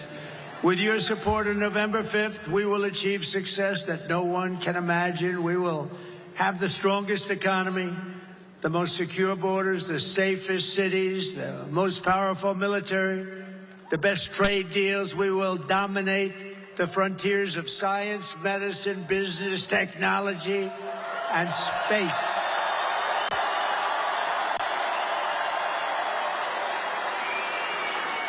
And I'm asking you to be, for the first time in 4 years, to be excited about the future of our country again. Be excited. We're going to turn it around fast. But with that, I say this, our country can't stand another 5 months of this, because we're going to lose it. We're going to lose it. We got to get this thing done. And I do hear the votes are coming in very nicely. That's what I'm hearing, like to a level that nobody can believe. A level that nobody can believe. And I'm asking you to dream big again, and this will be America's new golden age. We're going to have a golden age, and hard to believe after the 4 years, almost 4 years of what we've gone through. It's hard to believe I could even say that. Some people would say, he's got to be crazy. No, we're going to have a golden age. It's going to happen fast, too. We are the party of common sense. Remember, we are the party of common sense. You know, conservative, we're not. Who? We're the party of common sense. We don't want transgender operations all over the place. We don't want open borders. We don't want men playing in women's sports. How's that going to work? You know, that's a big thing, the men playing. And yet, I've been doing this for quite a while. I used to say, I've never done this before. I used to get up in my first 6 months, I say, well, look, I never did this before. You know, I had a good excuse. We have no excuse. But I'll tell you, nobody's ever come up to me and said, sir, it's really important to me. Would you do me a favor? Would you let men play in women's sports? Nobody's ever said it. They've asked me for a lot of things. They've asked me for better energy prices, lower cost of eggs and salad and everything. Anything's a big deal. But nobody said, could you do us a favor? Could you let it be much easier for men to be able to transition into women. Nobody said that to me. Now, I'm sure there's somebody, but nobody has said it to me. And if really, does anybody here think that we should do that and make it real easy? And nobody said, sir, it's really, really important that we have open borders and we allow criminals from every country in the world to pour into our country. That we allow prisoners and drug dealers and terrorists and human traffickers to pour into our country, sir. This is very important to us. What the hell are these people doing? They're destroying our country. Nobody wants this. I think we're going to get a really big vote. I think we're going to get a lot of Democrats voting for us. You know, one thing, I'll say it to you because, you know, we're almost finished with this campaign. Can you believe it? We've been doing this together for 9 years, if you think about it, right? For 9 years. We've had the greatest, look, up in the little tiny corners of this big place, we've had the greatest rallies in the history of the world, not just this country. There's never been, I mean, we filled up Madison Square Garden last night. We could have filled it up 10 times. If you looked outside, you saw all the way back to the Hudson River. There's never been anything like it. I tell all my people that are working for me, maybe they'll come with us because they did a good job, but the ones that won't, they want to stay in the campaign business. I say it's going to be very tough. In 4 years from now, you'll have a candidate and you'll have an event and they'll draw 250 people. That's what normal would be. If the best, I don't want to use names, but the best politician came here and so-and-so is coming here, I'd love to use a name that everybody loves, like Ronald Reagan. We love Ronald Reagan. I'll use it anyway. Why not? You'd have 300 or 400 people going to a ballroom someplace, and it would be very acceptable. You're not going to have 15,000, 20,000 people. It doesn't happen. This is a unique situation. It's a unique point in time. It's Make America Great Again. It's the greatest political movement of all time.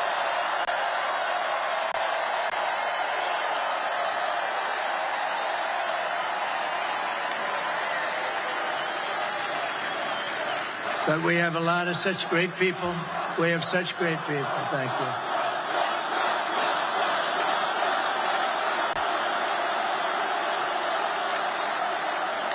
Look at this giant, look at the corners, people sitting in the corners.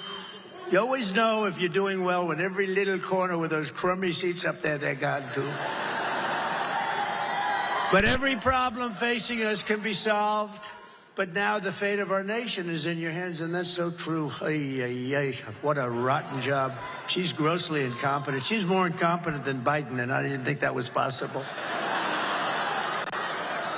Next Tuesday, you have to stand up and you have to tell Kamala Harris that you've had a terrible, terrible run, that you've hurt our country very badly. You've let murderers into our country and drug dealers. You've let human traffickers in. You've let terrorists into our country. You've from mental institutions and from jails. You've accepted some of the worst criminals in the world into our country. You're going to say, please say it, sir. I say, I will. Kamala, you're fired. Get out of here. Get out of here.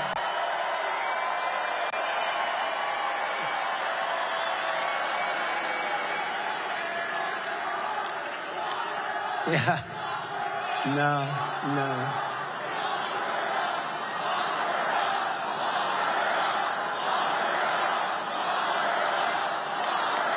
Be nice. Be nice. You know, they used to say that with Hillary, and I'd always go, relax, take it easy. We're going to win. We're going to win, Brandon. We're going to win. Just please relax. They would do it. Every time I'd mention her name, they'd scream, lock her up, lock her up. And then the fake news. That's a lot of fake news. Look at that's That's a lot, Bruce, isn't it, huh? It's a lot of fakers back there. But no, you know that's true. I'd say, easy, we're going to win, we're going to win. Then we won. And then they really went with it. They said, lock her up, lock her up, lock her up. They screamed, I said, easy, easy, we won. We're going to have unity. I could have locked her up, but I didn't want to lock her up. She's the wife of the President of the United States previously, and she was Secretary of State.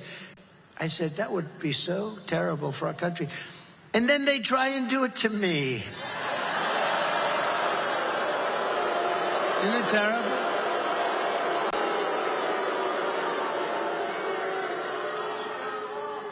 Even in this area, you have Fani, F-A-N-I, Willis. I don't even know what it's all about. A lot of the people, they hurt a lot of people, good people. Fani and her boyfriend, whatever the hell his name is, Wade. He was an expert on this. Did you have any communication with the White House? No, I had none. Turned out he was there many days coordinating with justice. I call it coordinating with the Injustice Department. No, I thought it would have looked terrible to take Hillary Clinton. Could have locked her up. She did so many bad things, but wouldn't that be terrible? Then I come into office, and we did it all right too. We did it right. We didn't do anything wrong. They went after their political opponent. They went after their political opponent, and they made me more popular. Can you believe it? They made me more popular.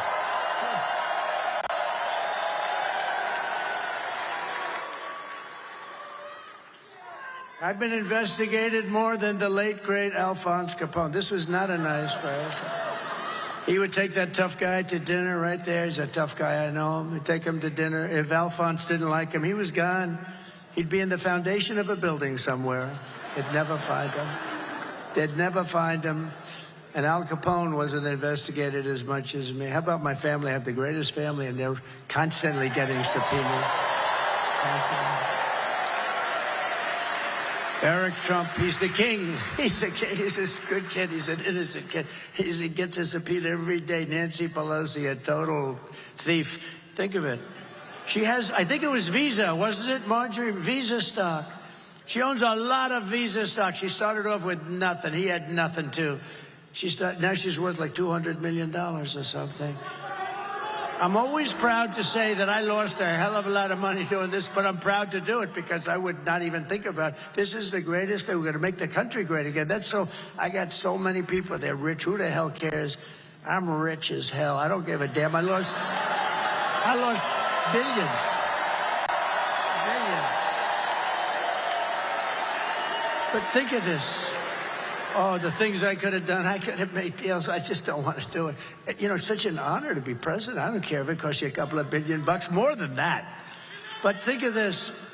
She's got a big position in Visa. I don't know much about Visa, but she sold her position. That was okay, except the following day, they announced that Visa is going to be indicted or something bad's going to happen to them by the Department of Justice. Does anything happen? Nothing happens. They sold a day before the news came out, and she walked away, and then the stock, I assume, went down like a rock, right? What a disgraceful. And then she sits back, oh, we're going to do this or that. He's not a great American. Let me tell you, we are great Americans. The people in this room are great Americans. This man right here is a great American.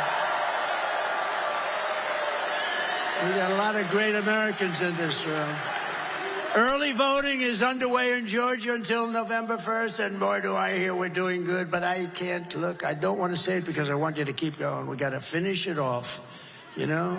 It's like I see these guys in a baseball game. They're going to win, and they get nice and complacent, and then they get their ass kicked in the last inning. I see the golfers walking down with a comfortable lead, and he said, oh, this is an easy game. This is so easy. And then he hits one out of bounds. He hits another one out of bounds. And he ends up losing a track. We can't do that. We just got to focus. Everybody get out. Could I take a free poll? You know, pollsters charge you a lot of money for this stuff, for nothing. I'm not even sure they actually go and interview anybody. I think they said, we interviewed 2,000 people. They probably didn't, but these are minor details. But I never complain when we're leading, and we're leading now in all the polls, so I can't complain. But let me do a free poll. Let me do a free poll, Bert. I want to do a free poll, Bert. So, who has voted already?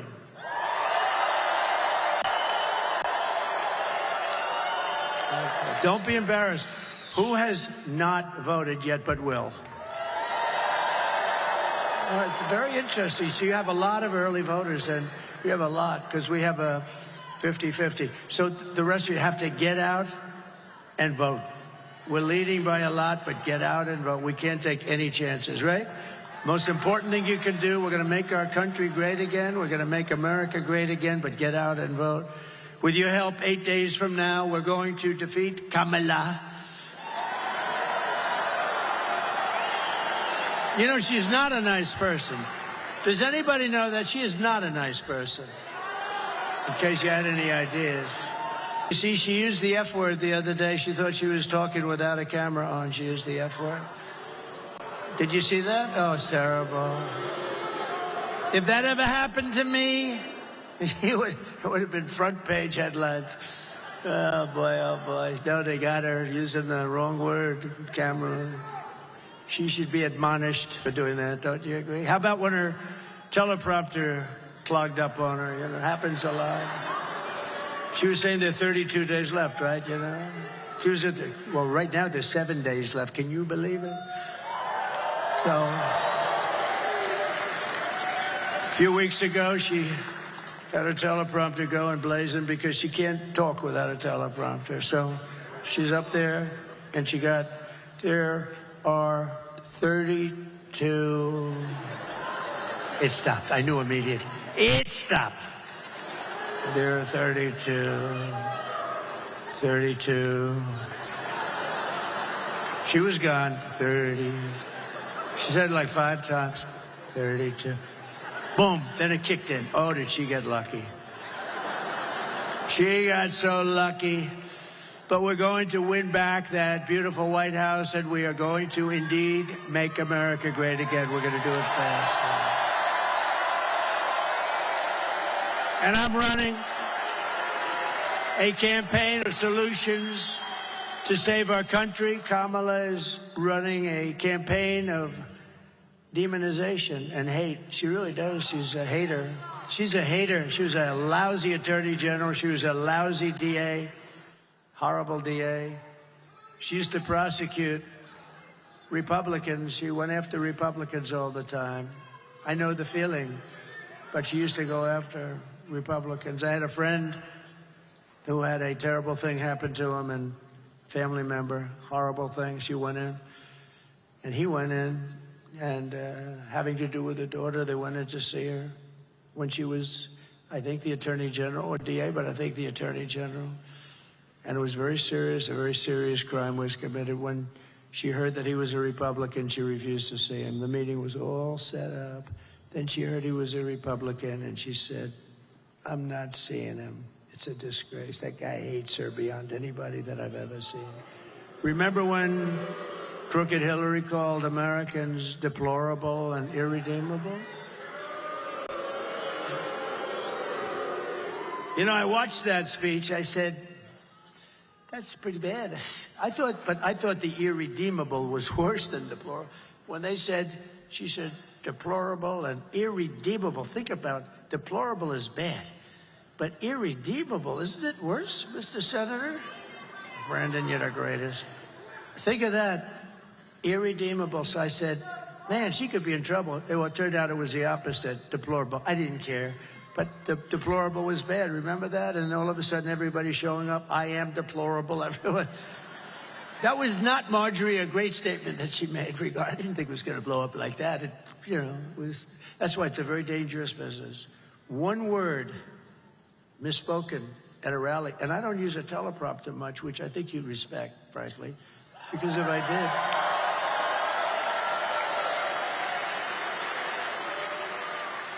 Because if I did, you'd be bored stiff. You'd be walking out of here by now. You'd say, oh, this is pretty boring.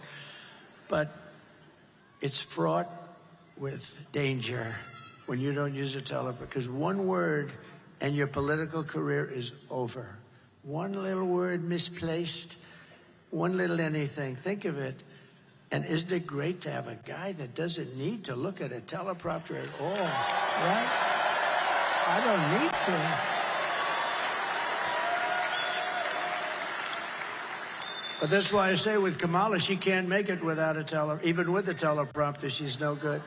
But she can't make it without a teleprompter. And if you're going to be in this business, 5%, I was telling somebody the other night, 5% of the time teleprompters break. And outside, they're really bad. They blow off the stage. Rain hits them and they blow up. A lot of bad things. So if you're going to run for office, make sure you don't mind not using a teleprompter, because you're going to have a lot of times when they're not there. And that's what I'm waiting for. I'm waiting to see her not have the use of a teleprompter, because but I hope it's going to be over very soon. I really do. I hope. And then I'm going to wish her well. I'm going to wish her well and hope we can say goodbye to her radical left lunatic policies.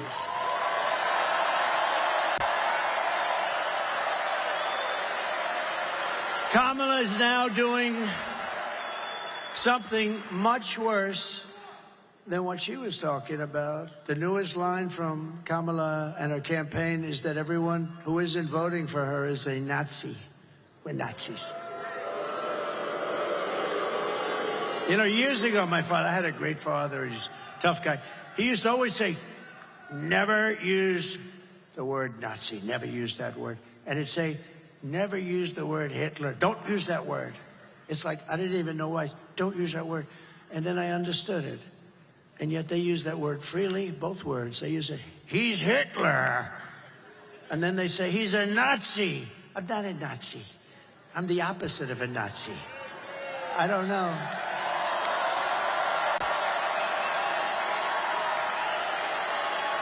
It's true.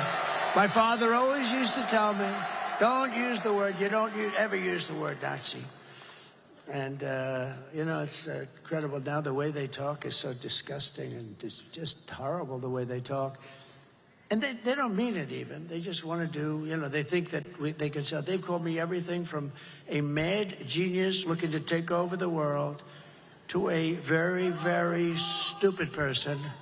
I've covered from stupid to mad genius that will eventually succeed in taking over the world. Now, these are bad people. They've covered everything. Let's see, last week, he's tired. You know what I've done this stuff now for 58 days in a row, and I don't even feel tired a little bit. Not even a little bit.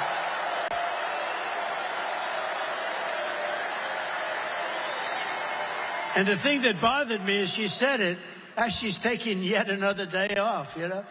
I said, you know, she's taking a day off. Like a couple of days ago, she took like 2 days off in a row. And I said, you know, you're running for something that's so important.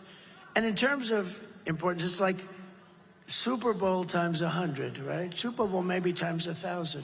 You don't take days off. You go every single day. No, I'm not tired. And they knew I wasn't tired. They're always tired. I tell you, I'm very tired. There may be a time when I'll say that. But, you know, they said that. That was their thing. That didn't work out too well. Actually, people got very angry. They said, the guy's gone 58 days in a row. He's still going, like, strong. And you would know in 2 seconds. If I was tired, you say, you know, he's tired. I'm not tired. I'm actually, like, enthused and inspired because we're close to winning this thing. We're close to winning it. We are very close to winning it, Bruce. This is the kind of outrageous rhetoric that has resulted in 2 assassination attempts in the last 3 months, probably. I could say that that's probably right. Our supporters are police officers, border agents, and I've had all of these people have endorsed me. Think of it. Virtually every police organization, sheriffs, law enforcement, in the whole country. I just got, not that recently, I just got the largest group of police officers in the country, 400,000 police officers, endorsed me just a few months ago. Border Patrol, who would know better? They dealt with her. They said she never called. In almost 4 years, she was in charge. She never called Border Patrol. They just endorsed me, a couple of weeks ago. Most beautiful speech, Paul. The most beautiful speech. And he said that not only is he a great guy on the border, he's the best president we've ever had, but he said that. And he said, she's the worst president we've ever had, and she's the worst person in any border. She is what they said about her. And it's not that easy for them to be doing that. But the entire Border Patrol, thousands of people, they said it was a unanimous vote. Now that tells you more than any speech that I'm going to make or any speech that Bert is going to make. Say what a wonderful guy I am, right, Bert? It's more important. The Border Patrol, more important. They know. But union workers endorsed me. Look at the Teamsters. The Teamsters, 62% of the Teamsters. Think of it. It's never happened before. The Teamsters. How about the firefighters union? Rank and file of the firefighters. They endorsed. I don't think it's ever happened. And many, many people within unions, and a lot of people outside of the unions, and a lot of people, and because I'm going to bring businesses back to this country at levels that nobody has ever seen before. We're not going to let them sell to our people. And I was doing it already the last time, and then we had to take care of a thing called the China virus. We did a great job. Never got the proper credit for it, but that's okay. They gave me credit for the great economy.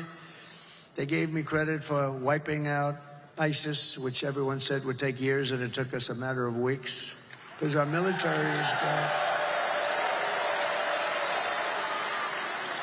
They gave me a lot of credit, but they didn't give me credit for that. Nobody knew what the hell it was either. COVID, they call it COVID. I call it the China virus. But we're close to World War II because we have people in the White House that World War III. Thank you. Thank you. Thank you. I had World War II. I had World War II. I had World War II veterans. I didn't realize the word veteran afterwards. Thank you very much. But would those World War II veterans stand up? Because we have a couple here that are unbelievable. World War II. Thank you.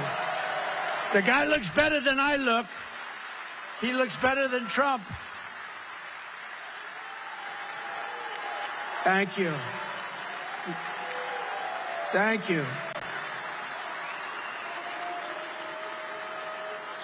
Great veterans. And we're closer to World War III than we've ever been. We've never been so close. And we're going to be closer yet, because we have people that don't know what they're doing unless we win. But even then, you have a period of time before January 20th. And we're going to win this thing. We got to win this thing. And if we don't win it, we're not going to have a country. It's not going to be good. But I hear, everything from what I hear is it's not only going to be a victory, it's going to be a big, fat, beautiful victory. And that's what we need. But Kamala is labeling more than half of the country as the enemy combatants, and she's calling them all fascists and Nazis, okay? But she's a fascist, okay? She's a fascist. How can Kamala Harris, and I don't use the name too much because nobody knows who the hell I'm talking about when I say Harris. If I said, how come Harris, and people look around, who is Harris? Kelly, they say, who is Harris? How can Kamala Harris lead America when she probably hates Americans because that's her ideology? She destroyed San Francisco. She's a very incompetent person running for president who stole the nomination from crooked Joe Biden and who's losing in the polls. She's losing in the polls. The fake news doesn't want to tell you that. The fake news doesn't want to tell you that. That's why we have to make it too big to rig, please. Too big to rig. And she and her group of very bad people are truly a threat to democracy. They're a threat. In less than 4 years, Kamala Harris has shattered our middle class. She cast the deciding votes that launched the worst inflation in your lifetime. Some say the worst inflation in the history of our country, by the way. She cost a typical American family over $30,000 in just higher prices alone.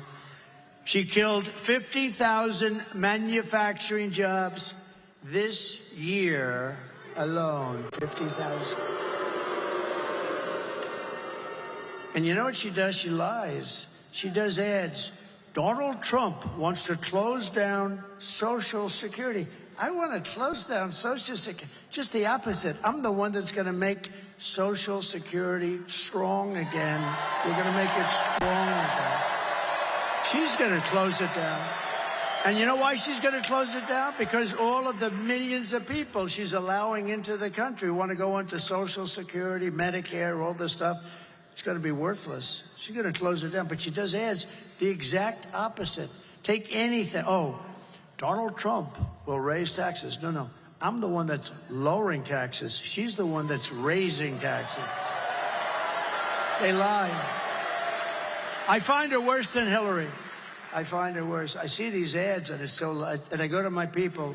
You have to do a countering ad because she said that I was going to get rid of Social Security. Can you imagine? All I do is talk about I will not touch Social, and I'm not going to touch it. I'm not going to touch Social Security. You deserve that Social Security. We have liquid gold under our feet. We don't have to play games with great people. But I'm not going to destroy it by putting tens of millions of people into it, and then it is going to be destroyed. They're going to destroy the country, maybe even more importantly. Nearly 7 million men in their prime working age are missing from the labor force. Do you know that? They're not here anymore. They're not in the labor force anymore. Nobody knows that. The fake news never reports that.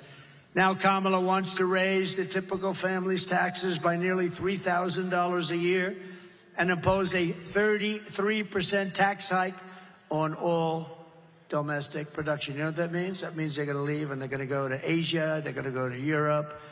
If Kamala Harris gets 4 more years, your family will frankly never recover. You're never going to recover. You know how long it actually took?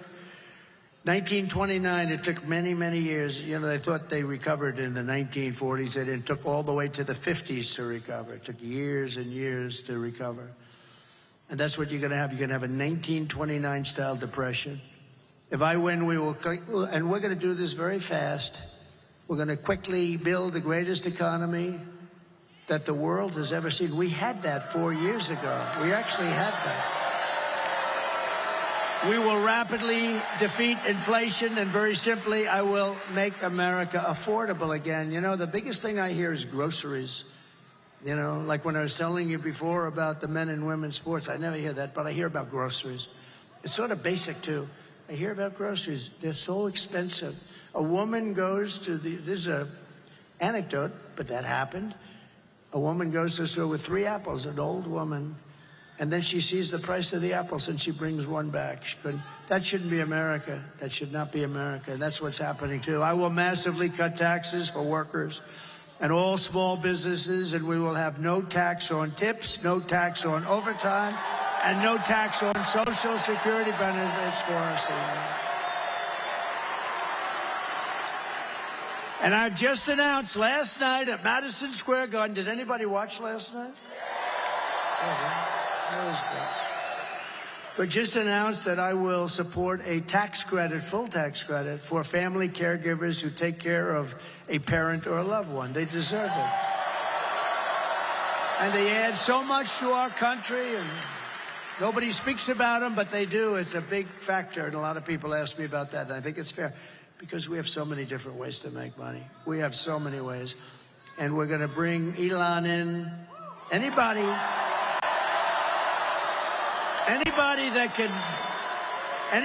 can land a rocket the way he landed that sucker. You got to be, it's like a 20-story building, right? That thing's coming in. I'm talking to somebody. I said, hold it. It's a very important person. I said, hold it. Boom. That was the last I spoke to him. Coming down, they said, oh, it's going to crash. It's going to crash into the gantry. I said, oh. And then those engines kicked in, and the fire and the flame starts pouring out of the left side and starts pushing it over. And it comes down, and those big, beautiful arms hugged it like you hugged your child. See?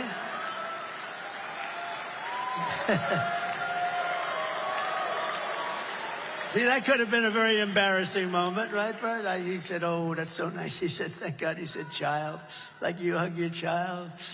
That was good. Oh my goodness. This man, this story is one of his favorite story.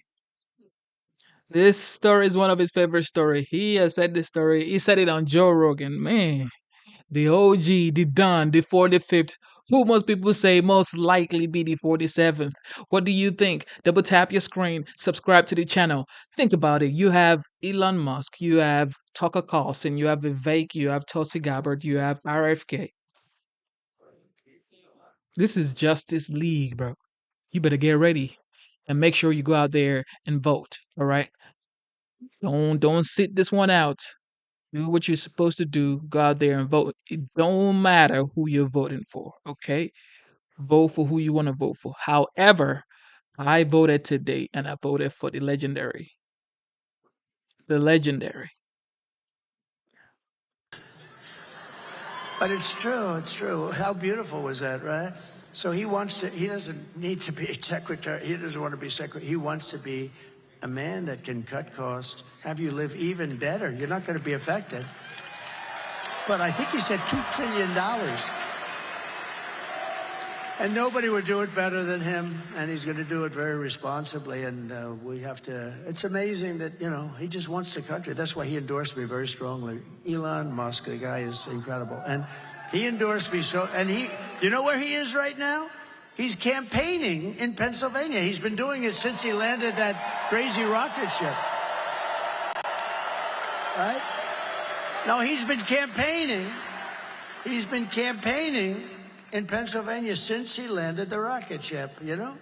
Think of it. You think he'd have a lot of other things, but he thinks it's the most important thing he can do. Because he knows that if we keep going in the way we're going with these people that are terrible people, that our country is finished. It's literally finished, and he knows that. And I think he's incredible. I think he's a real patriot, actually, if you want to know the truth. But I'll also make interest on car loans. This is great for Detroit, Michigan, also good for South Carolina, and a lot of places that do cars. You do a lot of car parts, some things. You do a lot here. The fact that the Republicans, the 45th, Donald J. Trump, has Elon Musk on his side. Man, you better be voting for the OG right there. You better be voting for the OG, bro. Because who you voting for if you ain't voting for this right here? Okay. Because anybody else is low budget. Okay. Because Elon is the apex. Everybody else is low budget. I heard they had Mark Cuban. That's definitely a low budget Elon Musk. Just my opinion. But we'll make interest on car loans fully tax deductible, but only, here's a hitch, but only if the cars are made in America. If they're not made in America. That's pretty good, Marjorie, right? Good one, right? I got called from a lot of big people in Wall Street. I call them the 182 guy. You know what 182 is? 182 IQ. That's about as high as they get.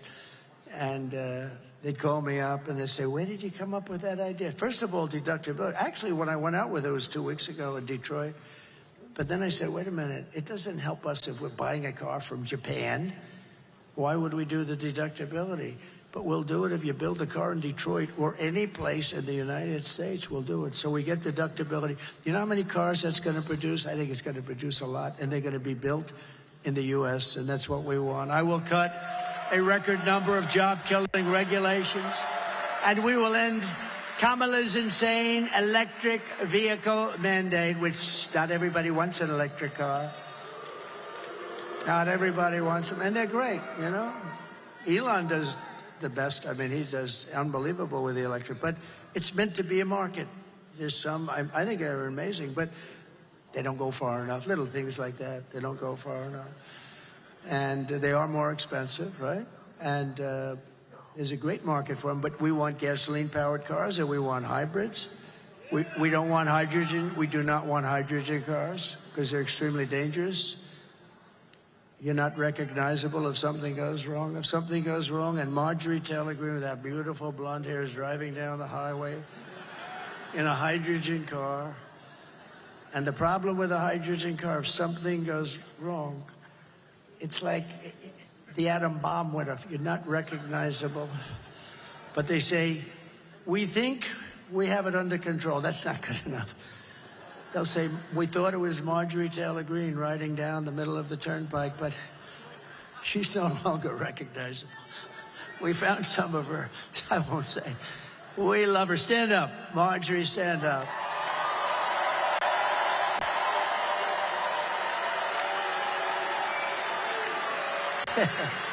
She's not, I will not let her get into a hydrogen car. She wouldn't do it anyway. We'll achieve energy independence, and we will drill, baby, drill. We're going to do that. We're going to get prices. And I will terminate the Green New Scam, and I will cut your energy prices in 1 year, 12 months. We're going to cut them in half, 50%, 50%. 1 year. That's going to bring down everything. That'll bring down the cost of everything. We have it underground. We don't even use what we have. It's ridiculous. We get it from Venezuela. We get tar. I call it Venezuelan tar. To bring back millions of jobs, we will give our companies the lowest taxes, the lowest energy costs, the lowest regulatory burdens, and free access to the best and biggest market on the planet. And it won't be that way if we don't turn this thing around right away. We won't be that big, great market, but only for those who make their product here in the USA and hire American workers for the job. Otherwise, they don't get that benefit. And if these companies don't make their product here, then they will pay a tariff when they send their product into the United States for the privilege of competing with our workers. And if you look, we don't want them competing with us. We're going to keep them not competing with us. We want our companies to do great. We want our jobs to be great. We want high wages, as high as you can go within reason. And we're going to protect those companies, and we're going to protect those workers. We're not going to have these companies stolen and everybody loses their job. Won't happen. Won't happen anymore. Because the word tariff to me is the most beautiful word in the entire dictionary, okay? But we have people that, I don't know, they're either stupid or they're crooked. They don't want to let you use that, but we use it. We use it. I took in hundreds of billions of dollars from China. Hundreds of billions. I would say they're not thrilled with me. Do you think they're thrilled that I'm leading in the polls? I don't know. You never know. Although I like, I like China, and I like President Xi. He's a fierce individual, very fierce. But he's a good, he loves China. He wants to take care of China, but I want to take care of the United States of America, right? And we'll also pass the Trump Reciprocal Trade Act, meaning if China or any other country is charging us 100 or 200% tariff or tax, then we will charge them 100 or 200% tariff or tax in return. In other words, it's an eye for an eye. And when that happens, everything will just go away. And I will never apologize for defending America. I will protect our workers. I will protect our jobs. I will protect our borders. I will protect our families. You know, my people ask me, please don't say that, sir. It sounds so horrible. What was it? I said, I'm going to protect the women in this country. They said, oh, please, sir, don't say that. Don't say that. I said, why? It's true. I'm going to protect them from migrants coming into our country that kill 7 people. You have them coming in, one supposedly killed 11 people. I'm going to protect them from having people come into our country and do damage to a woman or the family of a woman or anybody. And I think it's fine to say, I will protect the women of this country and the men of this country, and I'm going to protect everyone.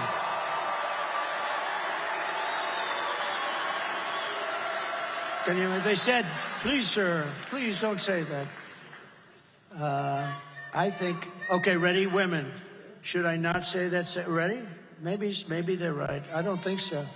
Should I say, I refuse to protect women? Okay. No, okay. I will protect the women of our country.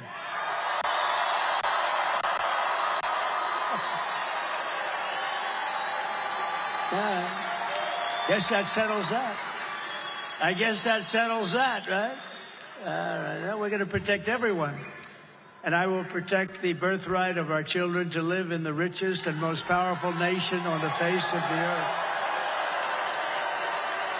And as we rescue our economy, I will also restore our borders. Over the past 4 years, Kamala Harris has orchestrated the most egregious betrayal that any leader in American history has ever inflicted on our people.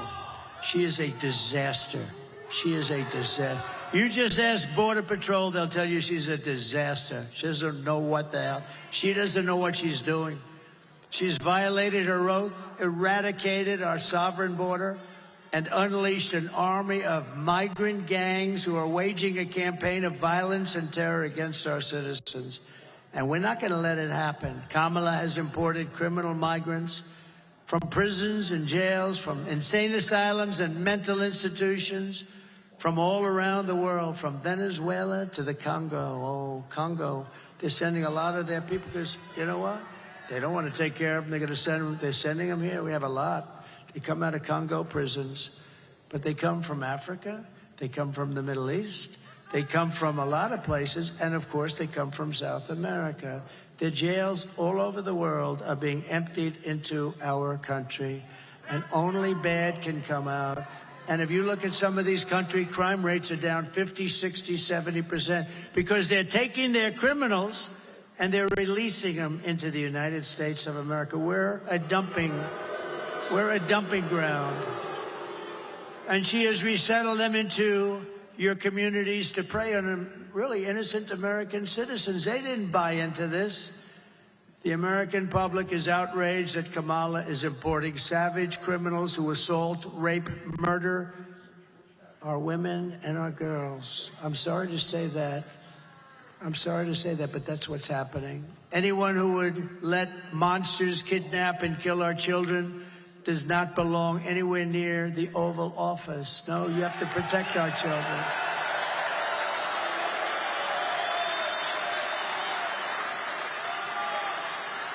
And nobody's seen this before. This is the first, and I wanted to do it because it's a special place for me. It's so many good memories, but it's a special place, a very important place, and it's a very important state. And winning this state, we win this state, we win the whole ball of wax.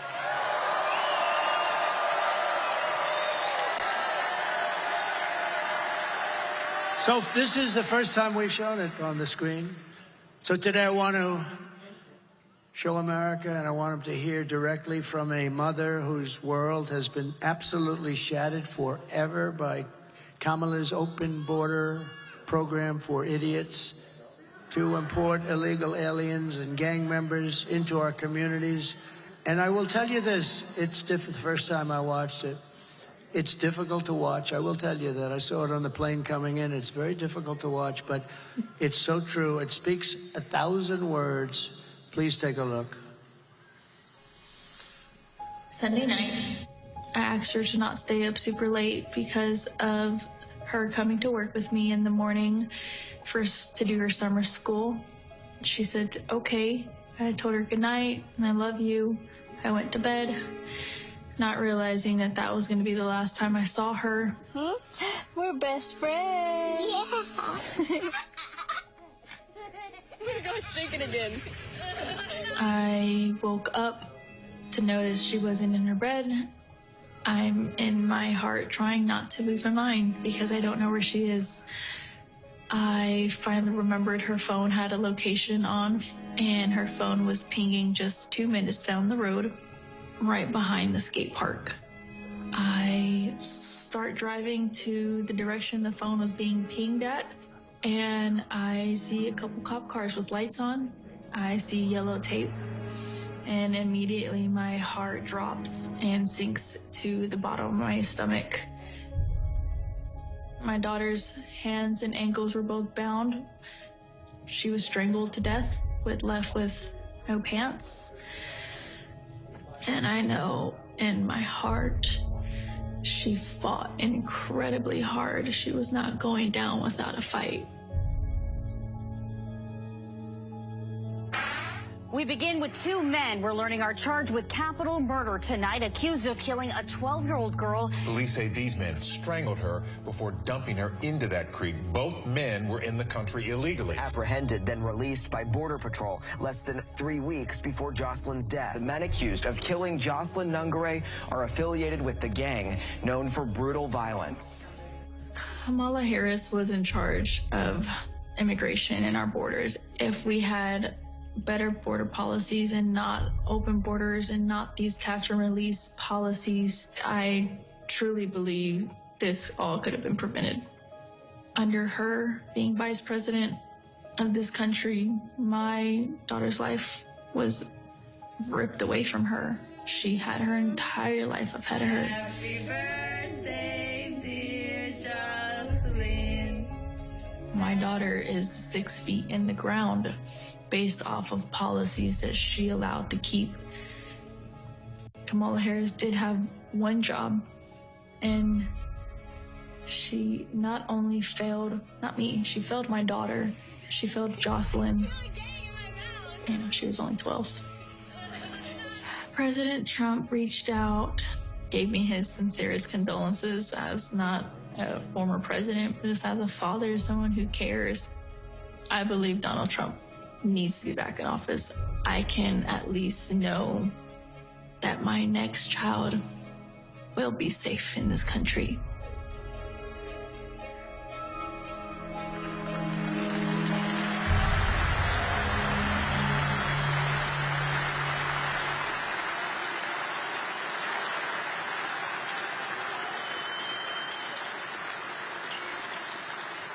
And I got to know. First of all, that was